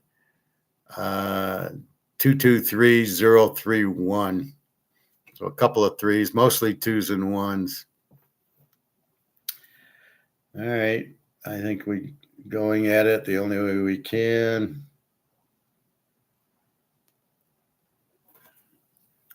Griffin is very good, so I'm not just taking Young, even though he's on the streak. Griffin's also on a streak, so streak against streak, you really can't do anything. You can't bet one and not the other, so we found a different way. All right, I gave you Milwaukee and the Cubs, the lock today, Harrison over Peterson. Why the Cubs would take him from the Mets, I have no idea, except for he's left-handed with the 7 ERA. Shouldn't even be in the major leagues, except for he's played 10 years, but the guy stinks. Milwaukee, they can hit, and Milwaukee's hitting is 4-4, but we'll take a new look. What happens is, as the weeks go on, guys get into slumps, and all of a sudden they got 260 hitters hitting 230. So it's not 6 good hitters and 2 bad. It turns into 5 good hitters and 3 bad. Or the guy who's hitting bad starts hitting, and he goes from 220 to 260. Now he's a good hitter. So that's why you got to, every week or two, you got to look at the box scores. So we'll look at it tomorrow. I like doing it Sunday. The week's done. Seattle, Cleveland. Seattle won yesterday. Seattle's a 139, 7.5. Gilbert against Sassoni. Gilbert 329. Sassoni a 450. Uncle Gilbert from the Munsters has won his last 2, 4, 6. I'm sure I would have him.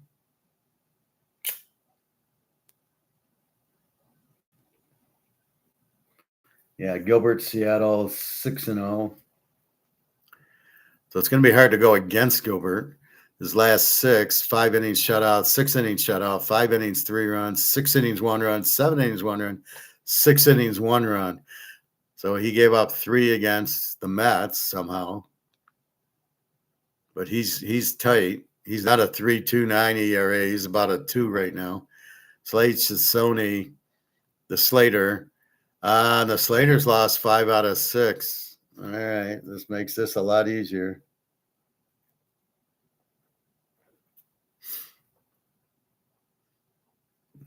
In his last 6, 5 innings, 3 runs, 4 innings, 3 runs, 6 innings, 1, 5 innings, 2, 5 innings, 1, 6 innings, 2. So Gilbert's not going to give up a lot of runs. Sassoni gives up a couple, and then the bullpen's pretty good for Cleveland. So we could go under 7.5 because Gilbert ain't giving up. He's giving up 1 run. Sassoni could give up 2 or 3. They played a low-scoring game yesterday, I believe. We had Cleveland, and their guy lost. Yeah, so probably like Gilbert. Sassoni, maybe an under, but Cleveland's not going to hit this guy. Colorado, Minnesota, our favorite Lorenzen with the 7.2 ERA against Minnesota. Paredes with the 3.75. Minnesota's 137 and I believe 9. Was it 137, 9.5. Michael Lorenzen, a real pig. He had lost 2, 4, 5 in a row, 6, 7, 8. He's 2-8 his last 10. His last 6, 5 innings, 5 runs, 3 innings, 3 runs, 3 innings, 8 runs, 5 innings, 1 and 1, and then 5 innings, 4. And the 1 and 1 were both against the Cubbies. So if they're not playing the Cubbies, they're going to hit them. And they're playing Minnesota. Mike Paredes from San Diego pitched 5 games, won 3 and 2. This is his first year. He's got a 4.05 ERA. 3 innings. So he goes 3 innings, 2 runs, 3 innings, 3 runs, 3 innings, 1 run, 4 innings, 2 runs, 5 innings. It's not very good. I mean, when you look at it, it's only 3 innings. He's giving up 2 and 3 runs in a whole game. The 3 inning game where he gives up 3 runs is really 9 runs. So this game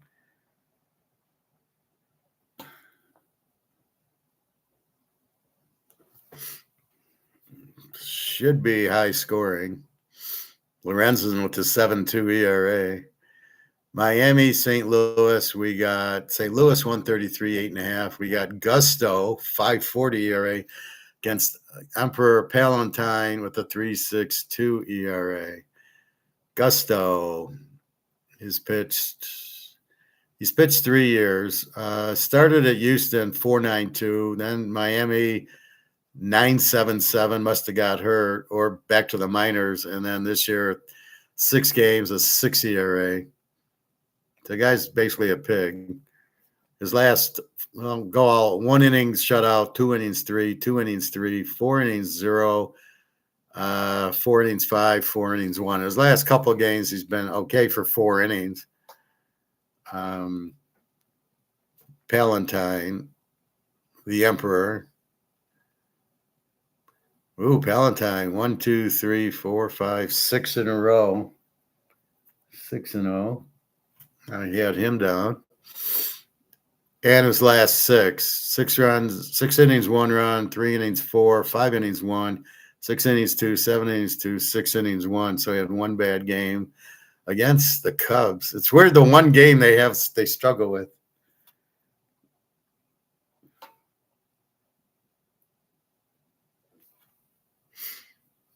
All right, so this would have been this. Now, if this was Meyer yesterday, this would have been an under, and they went under anyway.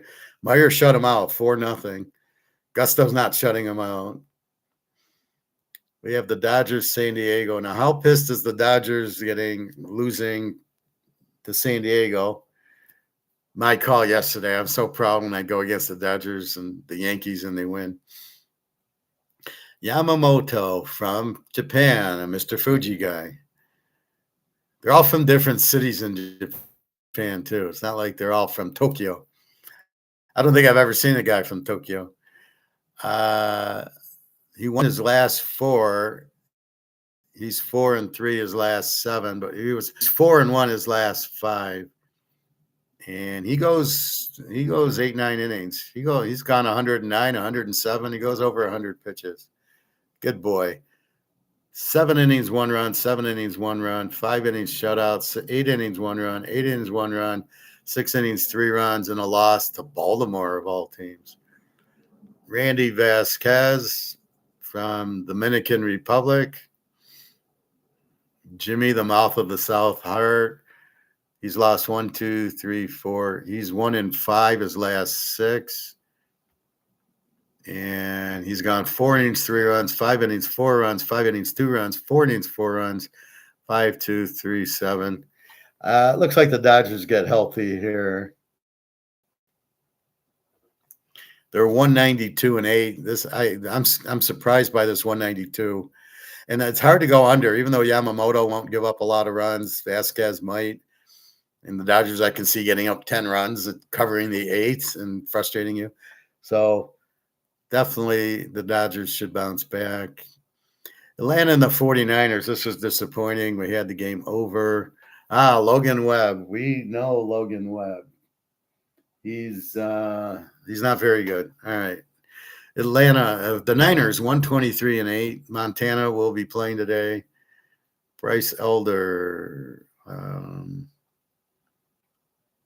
there, nothing. Win some, lose some. His last 6, 6 innings, 1 run, 3 innings, 6 runs, 6 innings, 3 runs, 6 innings, 2 runs, 4 innings, 6 runs, 6 innings, 8 runs. So this guy's a pig. I don't buy his 3.73 at all. It's much more like a 5 or a 6. Logan Webb, let's see, he's pretty bad. He lost 1, 2, 3, 4, and then 1 loss, 1 loss. So he's 2-6. But he did break his string. 4 innings, 6 runs, 4 innings, 1 run, 7 innings shutout. 8 innings one, and 8 innings two. So if we go his last five, he's got about a 1 ERA there. And Elder's not. All right. We're taking Montana. Just win, baby. Just win. Somebody keeps telling me that. They go, just win, baby. And Al Davis disciple. And our last game, Oakland, California. We had Oakland. We had it under 8.5, and it went over because that's what Oakland does. California 109, 8.5. Perkins 750 against Detmers 393.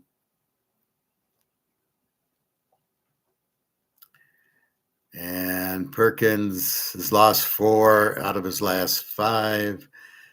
He's not a bullpenner. His last 4 have been starts.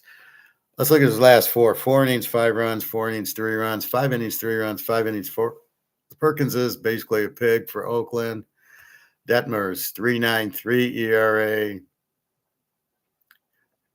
He's 5-1 his last 6. Detmers. His last 6, 8 innings, 1 run, 5 innings, 3 runs, 6 innings shutout, 7 innings, 1, 7 innings, 0, 6 innings, 5 runs to Oakland. So he beat Oakland 9-7, but he gave up 5 runs, and he gets to play Oakland again, even though he's been good. He gave up 5 runs. Now, that was at Oakland. This is at California. It seems like when they play at home, they shut down the other team. And when they go there, even though it's like back-to-back games, they then give up a lot. So he gave up a lot in Oakland. He probably won't give up. Detmer's pretty good. Okay. And that be it. So the first game's at 1:10, so I got to do my quick email.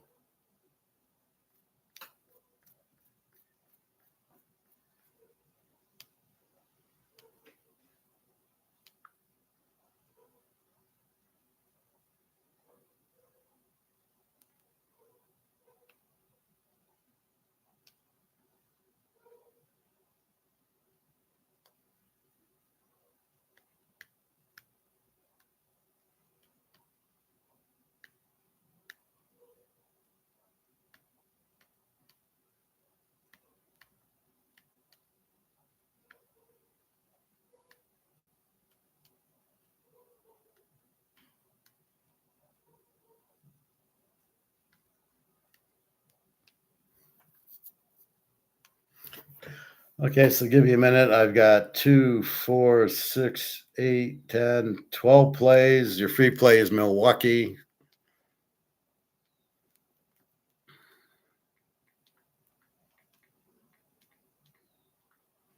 I actually forgot to do this yesterday. I thought I did it during class, and then it was like 2:00, and I went to see the email, and I hadn't emailed it. Fortunately, there was no game till 6. I was like shocked because I usually get it out to the customers like as soon as possible.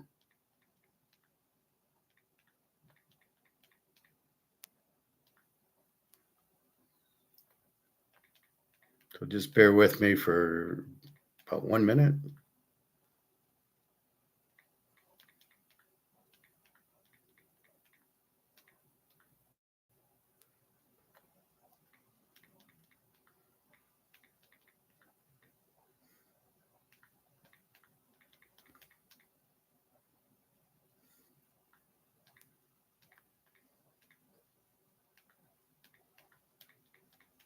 So I can tell I like the pitchers because I just play the teams. When I don't like the pitchers, I play the total.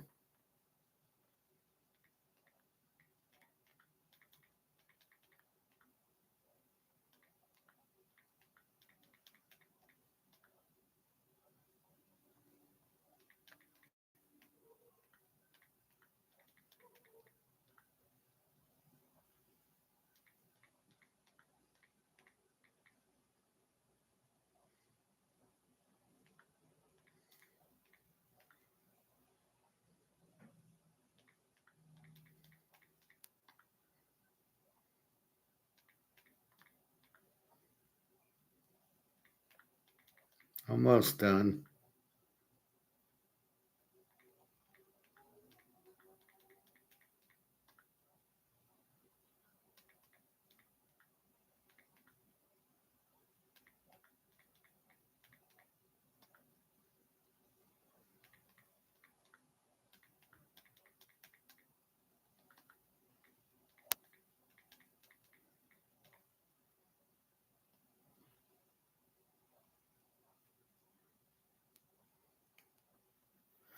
All right.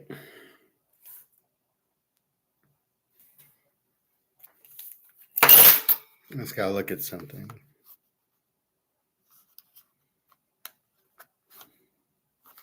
Okay. So,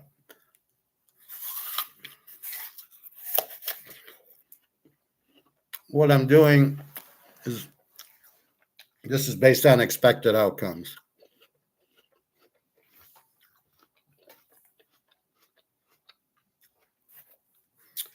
So when I got Harrison today from Milwaukee against Joe Blow, the expected outcome is Harrison shuts him out and Milwaukee wins, just like Mizorowski yesterday, just like Max Meyer yesterday. Not like, well, Skanes, who knows? He's on a 7-game losing streak. It's his now 8.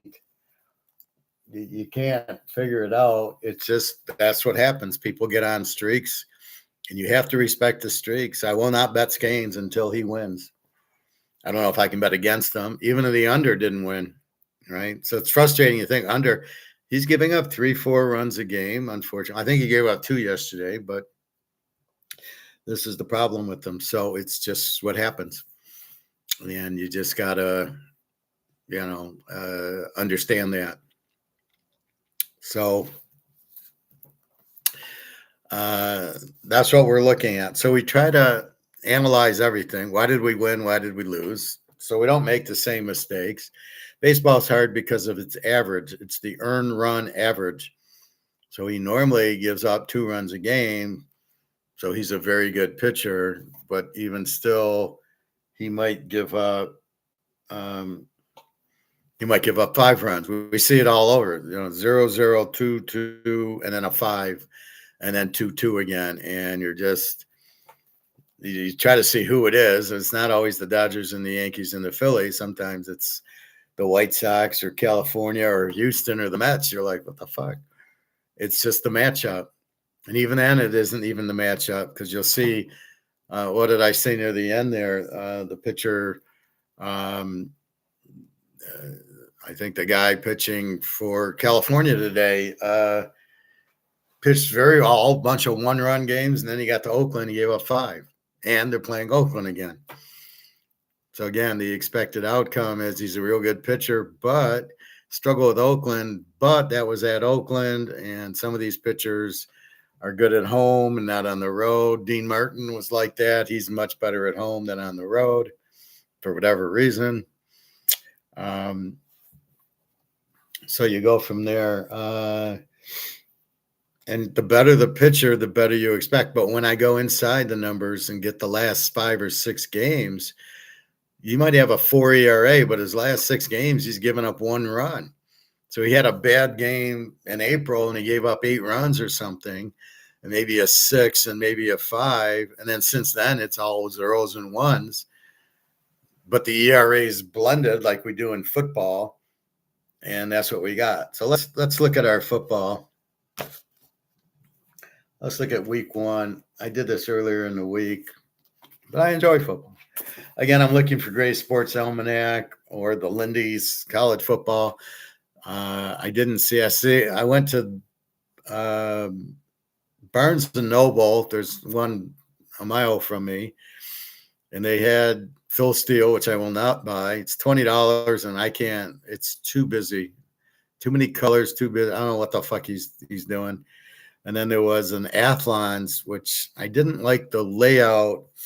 I want to see, is it the same coach and offensive, defensive coordinators? And it's kind of on the bottom and small print. You're like, but Lindy's gives it a little box. Here's the coach. And is he back? Is he new? And that's critical for college football and pro. But pro, I can keep a hand on it. I know the coaches that went and who they got and all that. But in college, it's so much. So that's why I like it. So I could get it. There's a Lindy's.com, but they want like $20 for it. It's like 15 and then the shipping. And I don't really want to wait for it. So I think I'll go. I went to Walmart. They had Lindy's, but just the pro, which I was shocked. So I might try Myers and Target today. They're right across the street. And I know Myers has magazine. They all have this little magazine thing because everything's online. But I don't even see Lindy's online that I could get. So fuck it. I'll just, if I have to, I'll get the Athlons and just get going on it. Again, it's 132 teams, so keeps me pretty busy in July and August. I feel like I got till July 1st, so not in a rush. So we'll get into that. We'll look at week one again. I got week 1A in college, and there's 6 games. North Carolina, TCU, San Jose State, USC. Now I see Maya Villa is back because I saw him on one of the covers. So they'll be a good team, good offense anyway. NC State, Virginia. I got to see if Virginia backs back. He was from North Texas, I think.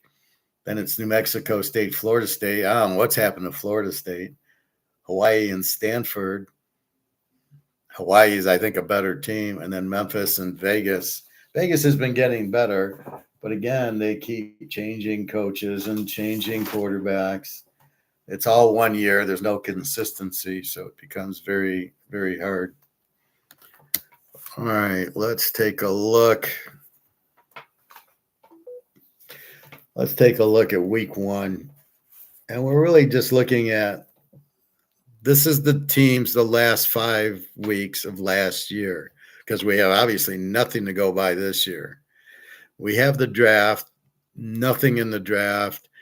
The only quarterback, Mendoza, Ty Simpson, what a that is.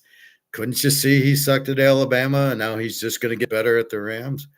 Well, we'll train him. And then even Mendoza, well, Tom Brady will coach him. Like, oh, really? And that's going to get him better? So with that, we really have the same quarterbacks, except for whatever free agent moves, which we'll talk about. So first game, Thursday night, New England at Seattle. Both A teams. Seattle has the key loss, and it's going to hurt them. Kenneth Walker. Why would you let Kenneth Walker go? That's like the Steelers letting Franco Harris go. I mean, it's ridiculous. Or Green Bay letting Paul Hornung go. Miami letting Zonka go. It's just, you can't do it. You need the balance. So you have Seattle, I think, is going to take a big step back, especially with what the Rams are. I wouldn't be surprised if the Rams, I don't know if they'll win it all, but they'll be right up there. I don't know if they can beat KC and Denver. We'll see. So I got New England. I got them both as A teams. New England was a 29 offense and a 9 defense the last 5 games. Seattle 30-17. So New England with this tough defense. Granted, they played Houston. The playoffs were weak. Denver they got without Bo Nix. And then in the playoffs, they got Seattle, who got 29 on them. And they get Seattle again, but it'll be a totally different animal here. Seattle 30 with 17, but without Kenneth Walker, that 30 is going to go down to 20. They're a good defensive team. I think this is a defensive game here. We'll see what they do in preseason. You got May against Darnold. So I'm looking at a tough defensive game. No Kenneth Walker. The kid from Michigan who went to USC is the running back now for Seattle. And I think they drafted a running back. Not as good as Kenneth Walker. That's a huge mistake to let him go. I don't understand that mistake. They should have signed him to a bigger contract last year. It wouldn't have cost him as much, but That's the difference. KC's got him, and then KC will go to the Super Bowl. All right.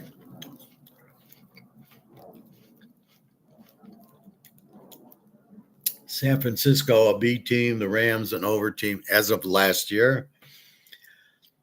The Rams are 348.5. Seattle's 3.5, 44.5. The Rams are 348.5. We've got Purdy against Stafford. Huge edge to Stafford. Frisco, a 31 offense, 24 defense. And the Rams, a 30-26. The defense let them down. That's why they lost to Seattle, and they should have lost to the Bears. Terrible defensive play, the last play of the game in regulation when he throws that 50-yard pass, and where was the guy guarding the tight end? Was there, and he jumped, and he just disappeared. He went up for the ball. What was he thinking? So huge problem there. Obviously Stafford a huge edge. Now with getting Myles Garrett and Aaron Donald coming back, look for the Rams to be a 22-23 defense. Their offense, Pukanuka, Devontae Adams, Stafford, somewhat of a running attack. Are the Rams the best team? Probably better than Philly. Minnesota could be if Kyler Murray plays well. Otherwise, that's about all. It's Philadelphia, and that's about it. So LA's will outscore you. And so that's why they're in over, because their defense is 26. So they'll play high-scoring games. This one, I don't know. McCaffrey will have his touchdowns. You're not stopping him. Purdy, who's the new receivers? Who's the new defense for the Niners? And the game's in fucking Australia. What the fuck's that all about? They can get bit by snakes, I guess. Tampa, Cincinnati, Cincy 3.5, 50.5. Tampa's an under team. They scored 20, gave up 23, but Mike Evans is gone. Larry David retired. Against Cincinnati, an over team, obviously, with Joe Burrow, scored 27 a game, give up 24. They lose Hutchinson. He goes to Baltimore, but they draft some good draft picks. So I'm curious how their defense looks, because when you get a guy who doesn't want to be there, he drags the team down. And so the defense, so they don't care. He didn't care. And there was now the defense normally plays well for a guy like Joe Burrow, because they know if we hold them, they can win the game, and they want to win the game. But that guy didn't, so he was terrible, Hutchinson. Now he's at Baltimore. We'll see. But I look for Cincinnati to score high-scoring games. But we'll keep an eye on their defense to see if it's for real. Tampa, I don't know. We got the Baker, so they should score. But we're not sure what the defense is. So, again, these are teams we got to watch the first 4 or 5 games. Is the defense better or not? We know what we're going to get from Baker, and we know what we're going to get from Joe Burrow. A lot of points. So they're either over teams or they might be A teams. We'll see. New Orleans, Detroit. Detroit an over team. New Orleans a B. I got Detroit 7 and 48.5. New Orleans, not bad. They scored 25 a game and gave up 18. They have a good defense. The Lions scored 27, gave up 28. Again, we go last 5. So they fell apart at the end. Shaw against Golf. Golf's a choke.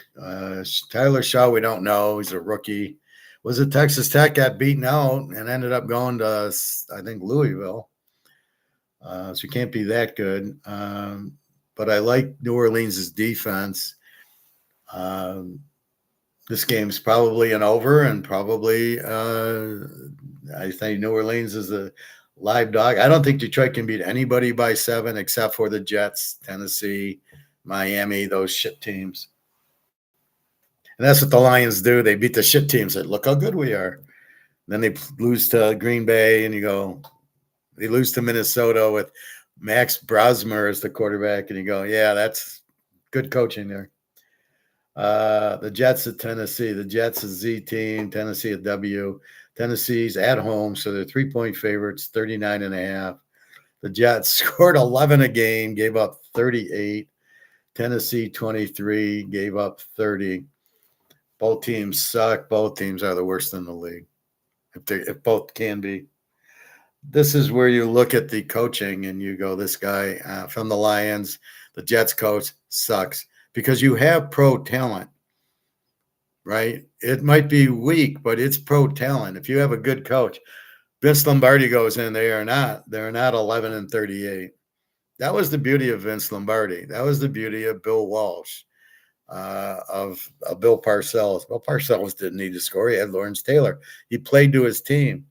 Who does the Jets have? I don't know. Not much, but we don't know who's their quarterback. Is it Geno Smith? We'll see.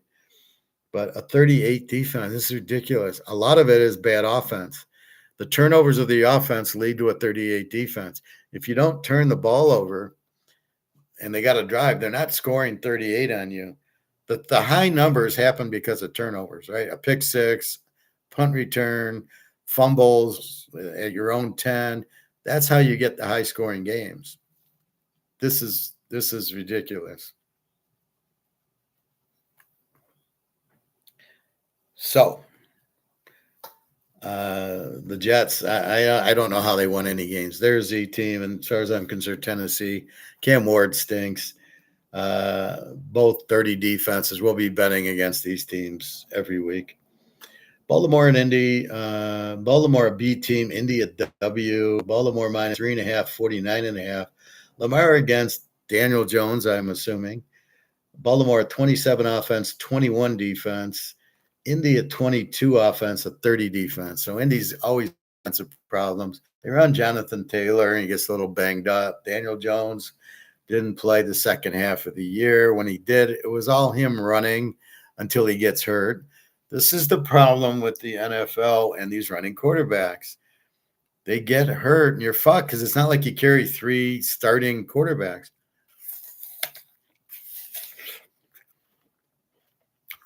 I was watching Super Bowl V yesterday, 1970, right? And there's Unitas running, gets hit, breaks his ribs. He's out for the game. And then Earl Morrall, the choker, comes in. He's not a choker. He got paid off against the Jets, and he threw all those turnovers. An obvious fix that game. And you notice about Unitas, well, he missed. There was that 65 game playoff game against Green Bay when Tom Maddy was the quarterback, because Unitas was hurt. And there's, these other playoff games, 1968 for the Jets. Where's Unitas? He's hurt. He's always running and he's always getting hurt. He needs to slide and not take the yardage. He was a great quarterback, but I thought he ran too much and got hurt. Same thing with Bob Greasy. Got hurt too much. And that's what you have here with Lamar and Daniel Jones. They run too much. Lamar is missing more and more time. Jones runs around, gets hurt, and you're fucked. You do not have a good backup quarterback. You can't afford it. You're way overpaying for the quarterback, and you can't afford the backup. So Lamar and Jones, Lamar's a little bit better, not a lot. Again, better defense goes to Baltimore. I wouldn't lay 3.5 with Baltimore on the road here. Indy should be a little better in the beginning. We'll see about their 30 defense. I think it's mostly because Jones got hurt and the turnovers happened and everything. Atlanta Pitt 3, 42.5. Atlanta an under team, 23 offense, 25 defense. They're kind of an under team. The defense is a little high. And Pittsburgh's a B team, 27 offense, 21 defense.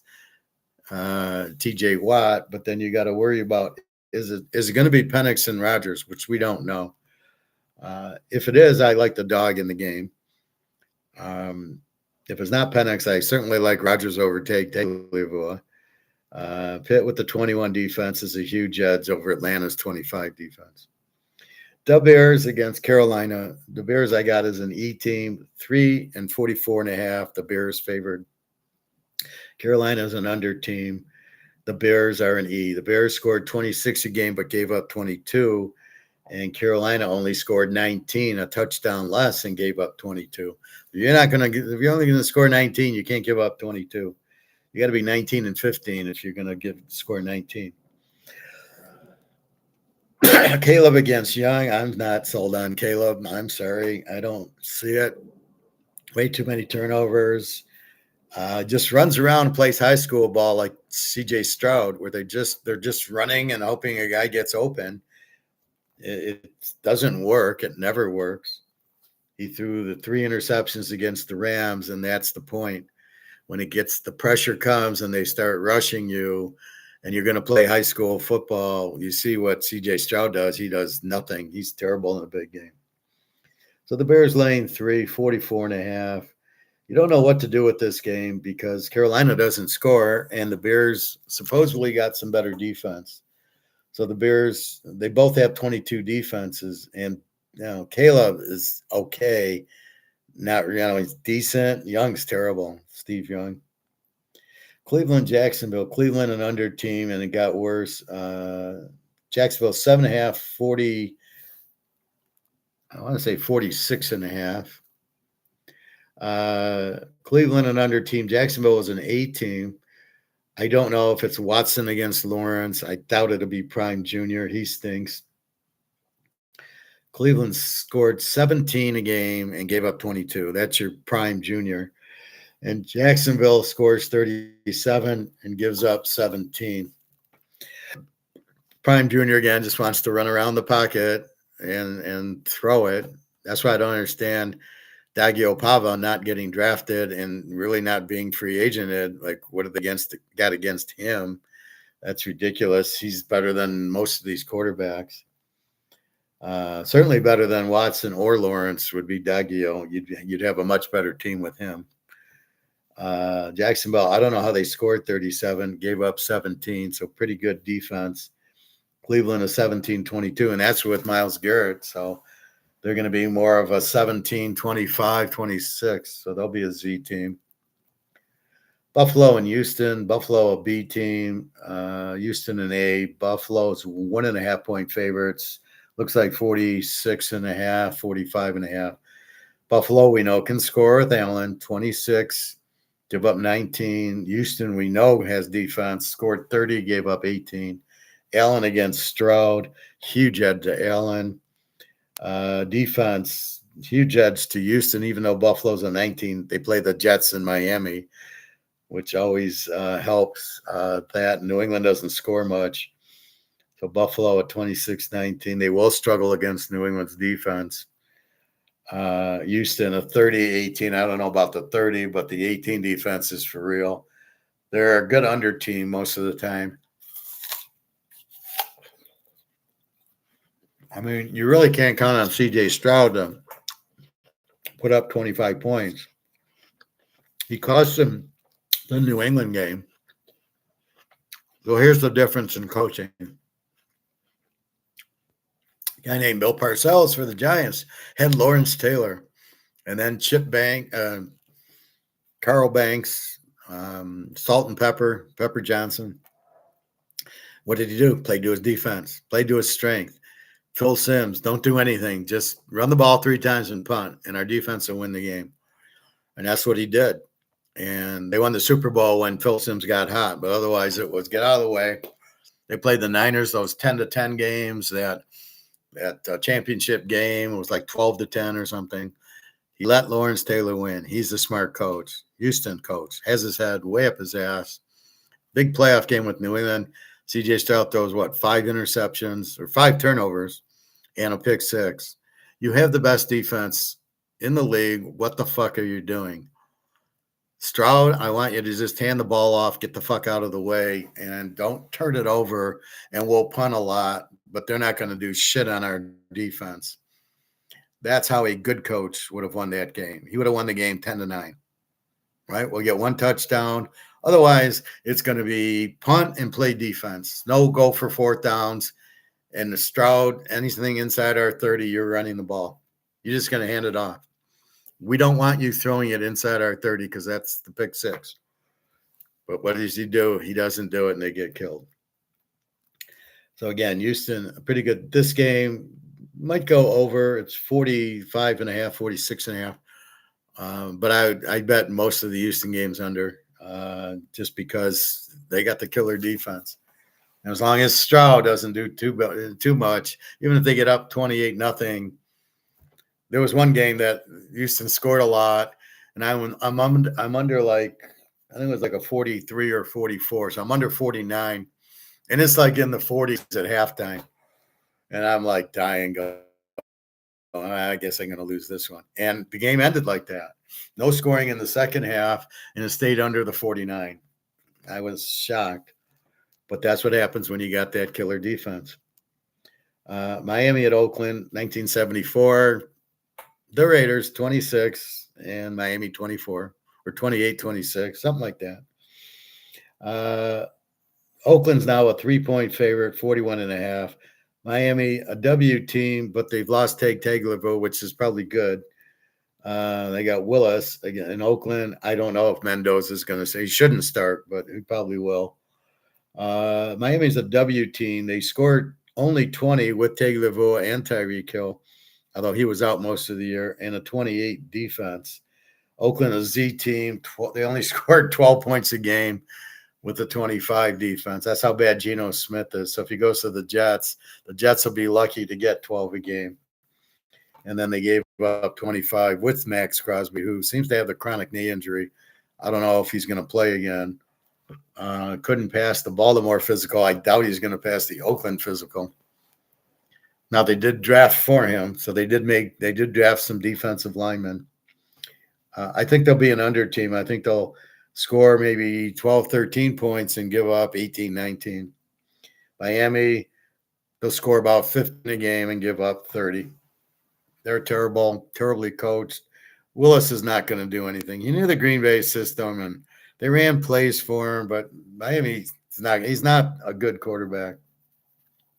So I think Miami's being scammed here, taking Willis. Tagliabue never should have been drafted. And if you listen to my draft video, I say that many years ago. Mendoza's not a number one pick. No chance.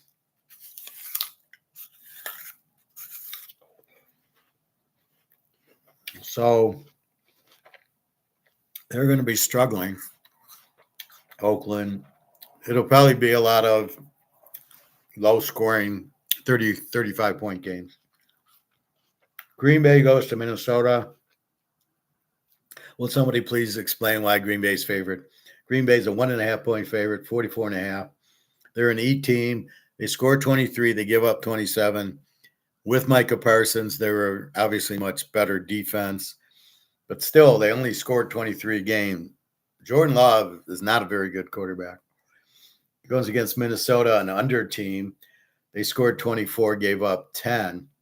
What a defense. That's last five. The 24 now with Kyler Murray, they actually will be a 24, and their defense will be solid, even though they let a few of their defensive players go. They drafted like 5 defensive players. They seem to know how to draft defensive players. They cannot draft quarterbacks. Kirk Cousins wasn't even a draft pick. J.J. McCarthy, what kind of idiot gives up Darnold and keeps J.J. McCarthy, who stunk at Michigan? All he did was hand the ball off. I don't know what anybody saw in him. Washington, Philadelphia. Washington, a Z team. Philly, an under team, not an A team. Philly, 46.5. We got Washington scored 19, gave up 26 without Daniels. Now, with Daniels, they're an over because their defense is still a 26. Not a very good defense. They just happen to have Daniels, who was very good, as we knew from LSU. 19-26. So with Daniels, they're probably a 24, 25, 26. So they're with Daniels, they're an over. Without them, they're a Z team. And Philadelphia, an under team. Jalen Hurts, he stinks. 22-15. We know they got the killer defense. And it's all going to be Barkley. And Hurts is just terrible. Devontae Smith's nothing. They don't have receivers. their offensive coordinator, they keep getting these shit offensive coordinators. I wonder how many good offensive coordinators there really are. It's like baseball. How many good pitchers are there? 5, 6? And yet every team carries 12, 13 pitchers, 5, 6 starters, and 8, 9 in the bullpen, and none of them are any good except for a Mizorowski or Gaines or somebody. So Philly, we got to see. It's going to be Barkley. They'll be an under team because he'll run the ball a lot. It'll turn into an Army-Navy team. We're going to run the clock and play our great defense. Washington's up to Daniels. Without Daniels, they're fucked. Arizona goes to San Diego. San Diego, this is the highest number, 11.5, 45.5. Arizona, a Z team. Brissett against Herbert, maybe Brissett. I probably, at least to start. Arizona, a Z team. They score 18 a game, give up 37. Granted, they played Seattle, they played the Rams and the Niners, teams that could score, unlike Buffalo that played the Jets, Miami, and New England, teams that could not score. So it's just going to be just this bet the farm against Arizona. The 37 defense didn't get it any better. Drafting Jeremiah Love with the first pick. Who's their GM? What idiot is that? Why would you draft Love with your first pick when you need defense? You ain't winning with Love. Love ain't going to do anything in the pros. He didn't do anything against Miami or A&M. He did stuff against Army, Navy, and Stanford. So unless Arizona starts playing Army, Navy, Arizona State, it's a terrible draft pick, and you need a defense. San Diego, an under team. They score 18, which is embarrassing, and they give up 18. You got a guy like Herbert. How good is Herbert? You score 18 a game, San Diego. Yes, you had to play Denver, but KC wasn't that good. And Oakland, their defense wasn't that good. And you only scored 18. That's surprise. That's Harbaugh. He's a terrible coach. Dallas and the Giants. Can somebody explain why Dallas is favored? Dallas 1.5, 48.5.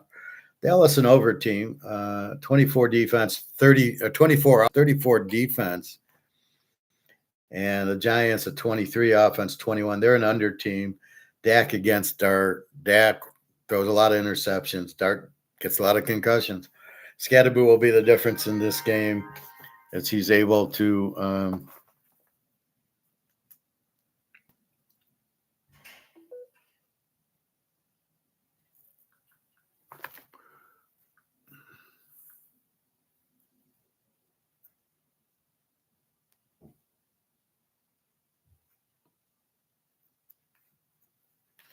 it's got to be a difference because inside the red zone, he'll score touchdowns.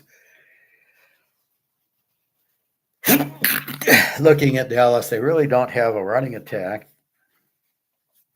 And their defense sucks. That's why they drafted a lot of defense. But do they have a good defensive coordinator? I question that. The defensive coordinator is the key. In that Super Bowl, Baltimore and the Jets, the defensive coordinator for Baltimore was whatchamacallit, Chuck Noll for the Steelers. He was their defensive coordinator. That's why they had the best defense in the league and gave up 10 points a game. Even against Namath, it was 16-7. That wasn't their problem. Their problem was their offensive play calling and the fact Earl Morrall was paid off in the game with all his wonderful interceptions. You get the ball at the 10-yard line. Try running it in against the Jets because Earl Morrall is a choke. So here we've got the Giants with the good defense, 21, and add, Dart, he's always injured. I don't know. You got a new coach. I don't like Harbaugh. Dallas, it's going to be them picking on the Dallas defense, and that should be the difference. And then Denver, KC's the last game. Both under teams. KC -3, 42.5. We got Denver. Denver's an under team, 25 points and give up 21. They're almost an E team in that, an under team, they don't score that much. Denver scores a little. Bo Nix in his third year, very accurate. And you got the best coach, Sean Payton. But a 21 defense. I look for it to get better. KC, this is totally last 5, 12, and 19. Obviously, with Mahomes, they're probably in the 20s. But the 19 defense is there. Now, with Kenneth Walker, I look for about a 26 offense and about a 17 defense because he's going to run the clock. So he's going to run the ball. He'll get you touchdowns in the red zone, which is critical. The big third down to keep the drives alive. So you're going to have Army Navy drives, 10-minute drives, and you score so your defense gets rested, doesn't give up a lot of points. Look for KC in the Super Bowl or Denver. That'll be the championship game, unless Cincinnati's defense gets going, because nobody can handle Burrow and Chase. And we saw Cincinnati beat KC 2 or 3 times already. So if Cincinnati, Burrow said he's got the best talent he's ever had. If that's true, we'll keep an eye on that. If they all of a sudden come up with a defense with Burrow and Chase, forget about it. Nobody beating Cincinnati. So keep an eye on that. I mean, Burrow, Mendoza. Burrow hurts. I mean, it's not even Brissett and Burrow. It's like professional college. So Mendoza is not Joe Burrow, and he's not Mahomes, and he's not close. So what Oakland got is a wasted number 1 pick in my mind. I would have drafted Reuben Bain. That would have been the play. And I forget what team Reuben Bain's on, but it doesn't matter. So that's your thing. So we'll have to finalize the quarterbacks, who gets hurt in the preseason or not. Nix and Mahomes. Nix should be better. He got him to the championship game. If he doesn't get hurt, I never saw him get hurt in the game. Must have been just stepping on it wrong. Like an Achilles, right? You step on it funny and you blow your Achilles. So we got to see how the Niner tight end comes back. Can't think of his name. He pulled his Achilles in that playoff game. So teams that really should shine. Now, Seattle won. So the first circle is the Rams. Will be on fire, especially with Myles Garrett and Aaron Donald and Stafford and Pukanuka. I mean, the Rams are number 1. The Rams, Chiefs, Rams, Denver. Those are your top 3. And then probably Cincinnati, if they got the defense. New England, there's still Drake May. I still don't buy. New Orleans could be pretty good, but I don't think they're ready for that. Baltimore, no chance. Pitt, no chance. Atlanta, I don't. Caleb's not taking you to the promised land. Buffalo, they don't have the defense. Houston, they don't have the quarterback. Now, if Josh Allen was on Houston, I would pick them. Miami, Oakland, no way. Green Bay, Mini. If Kyler Murray is Kyler Murray and he's good, look out for Minnesota. They got a very good defense with Justin Jefferson. And if you add Kyler Murray, and I think they have a pretty good running back, look out for Minnesota. Philadelphia, you need a quarterback, and now you got to replace A.J. Brown. Again, they're relying on Jalen Hurts. He's not very good. I don't know why they think he is. All he did at Oklahoma was run. At Alabama, he got replaced by Taylor. That's how bad he is. So at Oklahoma, he was a running quarterback. Well, he ain't running now. He certainly can't pass. He never could pass. So all of a sudden, he's going to get better in the pros? I don't think so. So Hurts hurts them. They won the Super Bowl because of their defense, and we'll see what happens. That's about it, Denver and KC. So it's Denver, KC, maybe Cincinnati.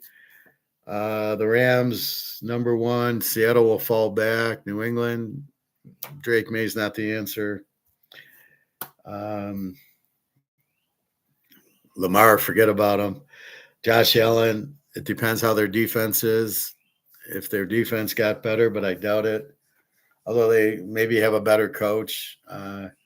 These new coaches, so you got to be careful. Buffalo, Baltimore, with the new coaches. I've never seen that before, where the teams get new coaches.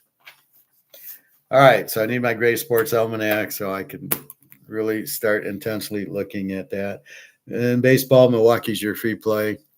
We talked about real inflation's money printing. I'm so sick of when people see prices going up and they think that's inflation. Oh, the gas prices are going to go up this summer. That's inflation's going to be higher and all the other prices are going to go up. That's not true.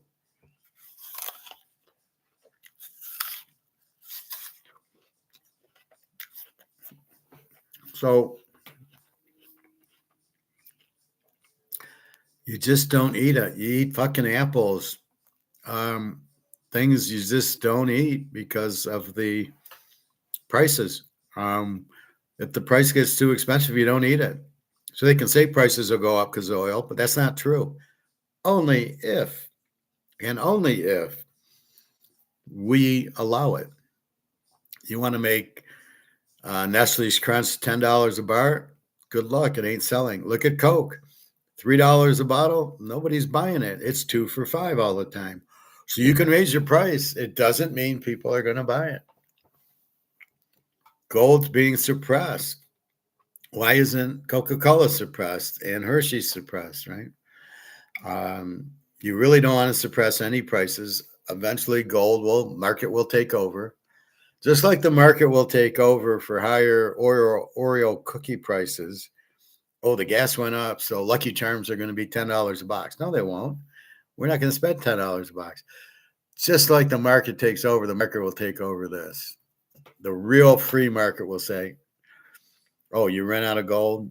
Oh, you want to buy my gold? I would not sell my gold if it was just a regular, I didn't need the little monopoly money. But for the rest of it, for the other 99 ounces, you want it for 4,000? Go fuck yourself. That ain't happening.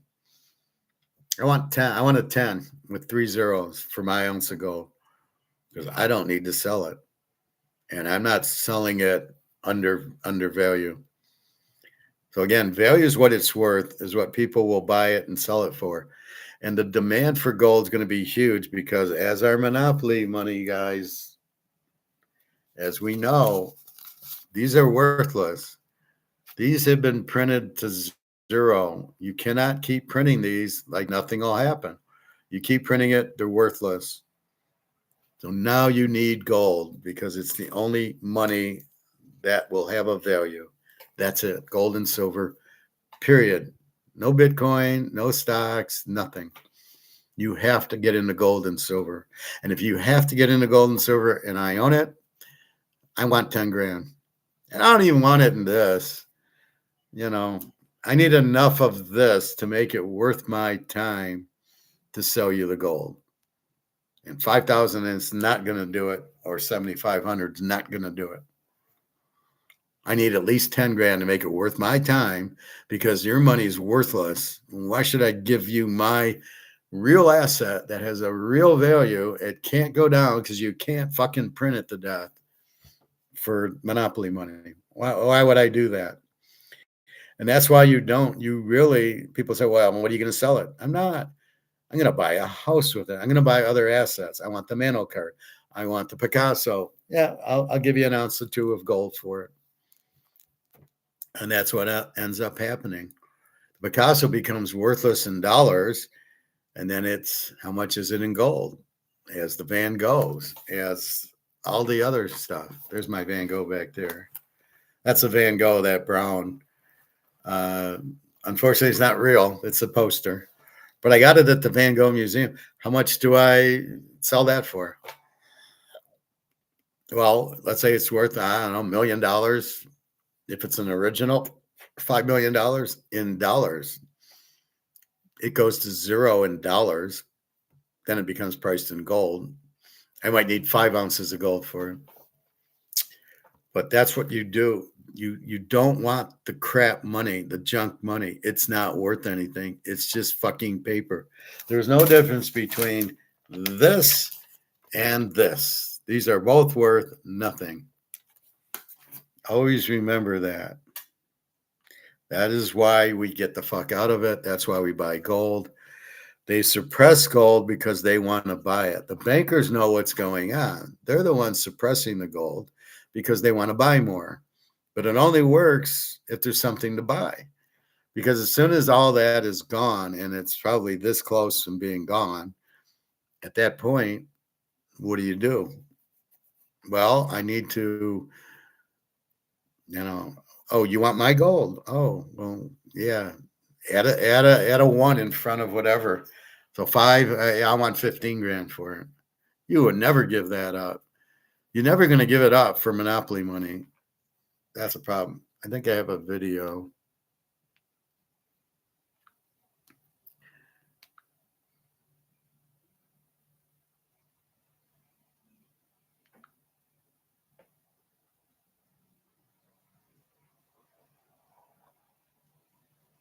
So he showed you U.S. oil inventories just about gone.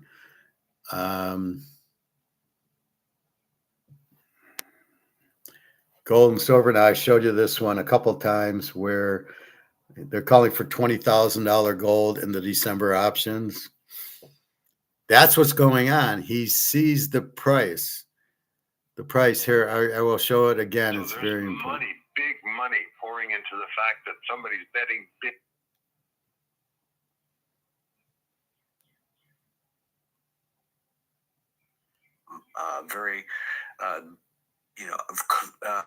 High volatility day.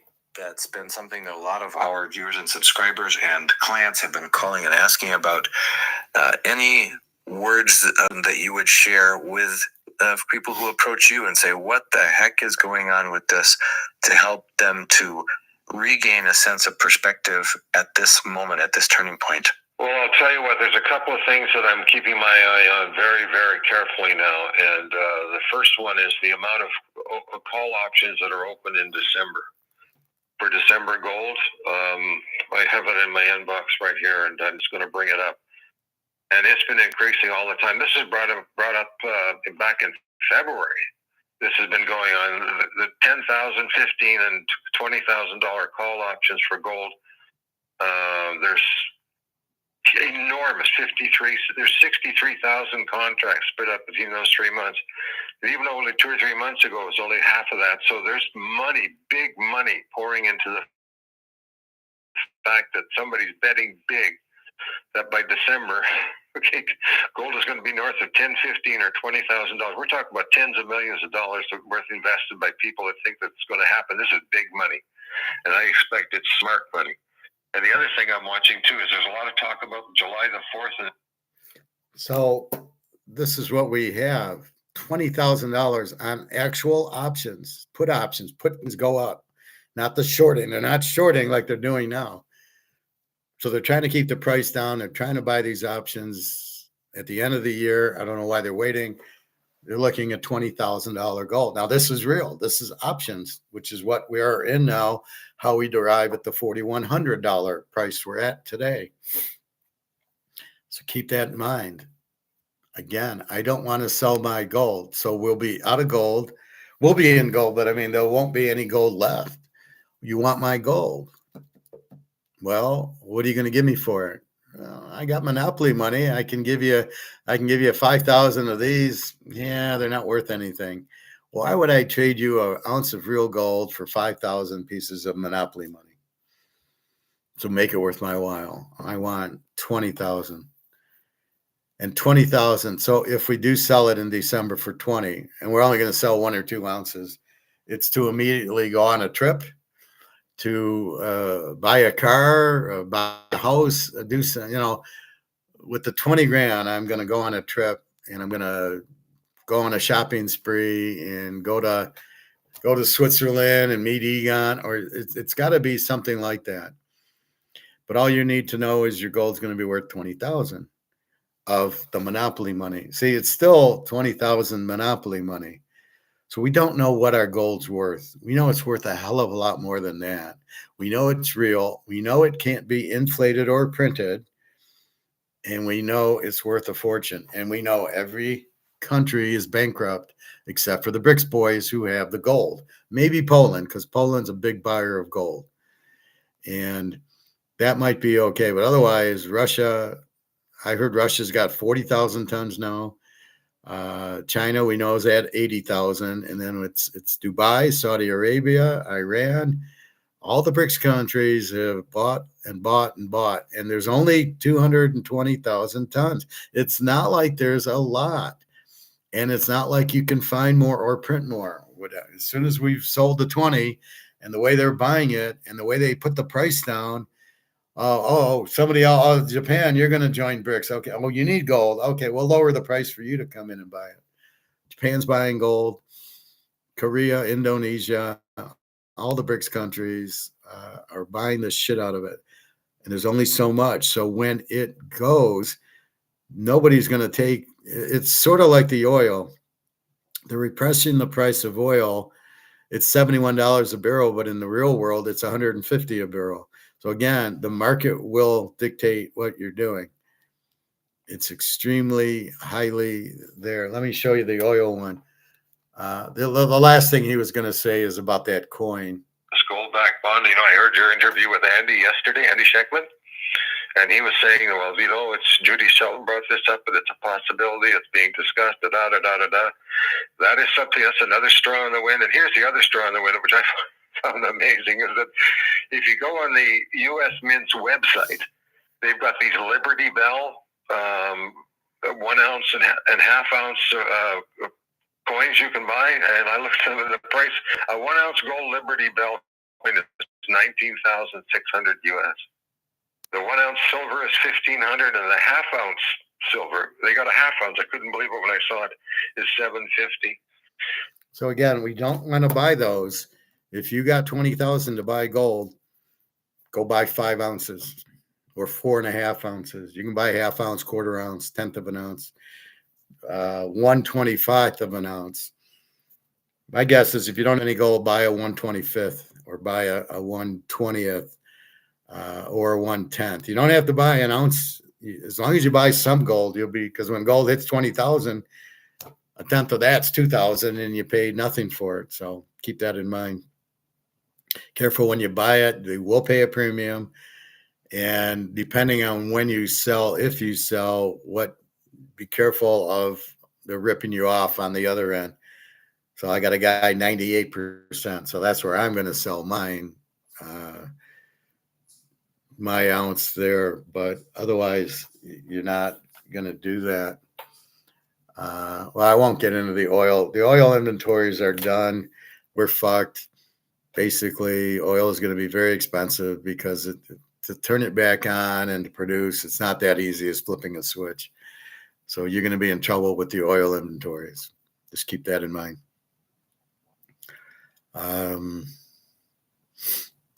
So that's where we're at. Again, every country who just keeps printing their money, and it doesn't matter if you're the world reserve currency or not, it's worthless.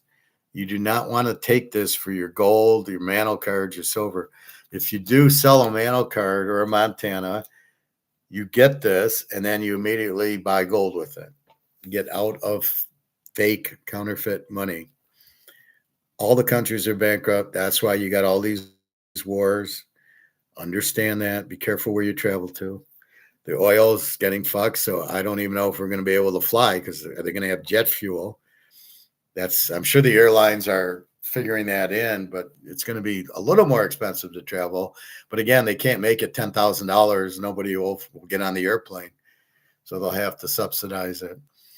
But keep in mind, if be careful going to Europe. I don't even think you can go to Russia unless you're one of these reporters and you're granted in by their reporters. Just be very careful traveling to Europe, maybe Greece, I don't know, because they're broke. They are bankrupt. And they're, I guess, coming out with digital dollars. Do not get involved with digital dollars. They're not backed by gold. They're no different. This and a digital dollar are the same. They're both worthless because they're not backed by anything. So they're just printing dollars, and it's just the hope that the government knows what they're doing. And when have we ever seen the government know what they're doing? So that'd be it. So baseball, Milwaukee, you got Harrison going today, 3-unit play. Football, we covered week 1, mostly the grading of the teams, the totals. Again, this is the last 5 from last year. We don't have anything for this year. And then we'll be careful of the first 5 next year, because again, the first couple of games are preseason type of games. And I think they're going to play more preseason games instead of these stupid practices that doesn't seem to do anybody any good. The Lions do that because they don't play, and then they get the whole team injured and they suck. So that doesn't work.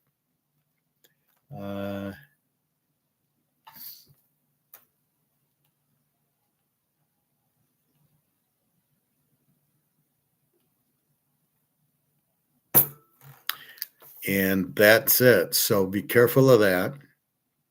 If you're going to sell your gold, you really don't want money. What you're doing is getting out of money into gold, because this money is worthless. The only money worth anything is it's backed by gold or silver. Otherwise, it's not worth anything. It could say 100 on it. I saw Zimbabwe, they had like a $5 billion thing was worth 40 cents.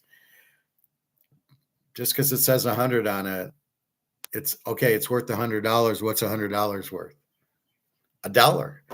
We've lost 99% of its value. The dollar has no value. That's why this is ripped. This is what it's worth. This $1 is worth 1 cent. Don't understand that. You go to work, you make 100 grand, you're making nothing. If you're going to work, pay your bills, and whatever you got left, buy gold and silver. That's your only hope. Otherwise, you're totally fucked. And you buy assets, buy a Mano card. But first, I'd buy gold and silver. Because like now, I need money because I'm out of Monopoly money. But if I had a Mano card, I'd have to sell it on eBay and wait for the auction and get the money. And that gold and silver, you just go to the gold store and he'll give me money for the gold. And that's the key. That's what you do, is you get the money for the gold. It's a very easy liquid transaction. I took 2 ounces of silver to my guy. He gave me $120 in cash. It was funny. I took the earring to the guy. He couldn't tell if it was real. I took it to another guy. He said, yeah, it's 14 karat. And the guy with 14 karat did give me 50. He checked for 50. Alyssa was like laughing, going, $50? He gave you a check? And I says, could you get cash? I said, I don't know. He just took the checkbook out and started writing. So I ran to the bank and deposited it, and it hit the next day. But I think they're scamming too, as a high-end jeweler. But they only want 85% on your dollar, on your gold. So here I'm going to get 98 in Ann Arbor, and this was 85. And I go, you're not even competitive. He says, well, we really don't sell the coins here. And my guess is, because this is for wealthy people to go to this jewelry store, because you're getting authentic. Like this was bought there. This was bought at Tapper's. And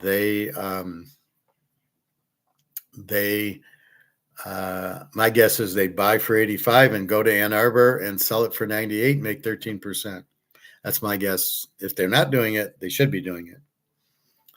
But anyway, that's it. So let's hope our baseball does well today. And that's it. We keep an eye on our pitchers. And I want to get a Gray Sports Almanac. I didn't see it at Walmart and Barnes and Nobles. I saw another, which is if I have to. Otherwise, I'll try Myers and Target, and that'll be it if they don't have it. Or I'll look for another bookstore that has it. But otherwise, you go on Lindy's online, and I don't want to start dealing with that and getting it shipped and the whole thing. I don't want to deal with that. I just assume go to the store and I got it and I want to start reading it. I don't want to wait for it to come. We got rent due on Wednesday, and we've got July 4th next Saturday. I will be going up either Friday or Sunday, and going up, things will be on sale. I'll buy some more shirts and pants or whatever, and just to fuck around and just to get away, just to go up. and then July 4th is next Saturday. So at that point, I got to start studying my Gray Sports Almanac. If I go up north, it won't be until August, September. Wasn't a good time to go the end of June, and then July is expensive. It's $220. I don't need to go up then, and maybe near the end of August or September, the rates will be normal, and I'll go. But I'm not going to pay. It's $160, and they want $220 in July and August. Like, fuck you. $60 a night. That's a lot of savings. I don't need to go. I'm retired, so I can go now. I can go in September like I did last year. I went up twice, and it was very good. Very laying in the beach, going to the golf course, and chipping and putting, and just relaxing up there. So anyway, have a great day. www.teaserking.com. Be well. I think I need a picture, or did I take it for Daria?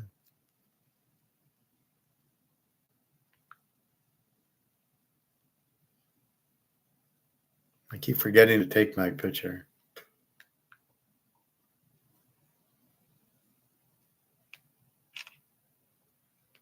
There we go. And that's it. So have a good day. www.teaserking.com. $25 for a week of baseball. I've been red hot. I think I had one bad week, and 1 week I kind of broke even. Everything else has been gold. It's gold, Jerry, gold. So anyway, take your money, go buy silver with it.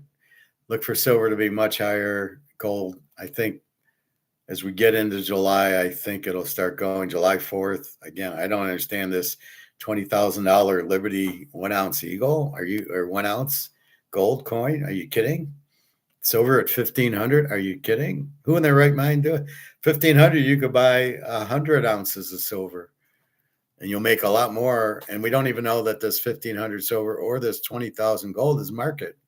It's not market. We don't know what, you got to see it on eBay being bought and sold. And then you go, okay, that's what it is. The Montana rookie card's $100,000.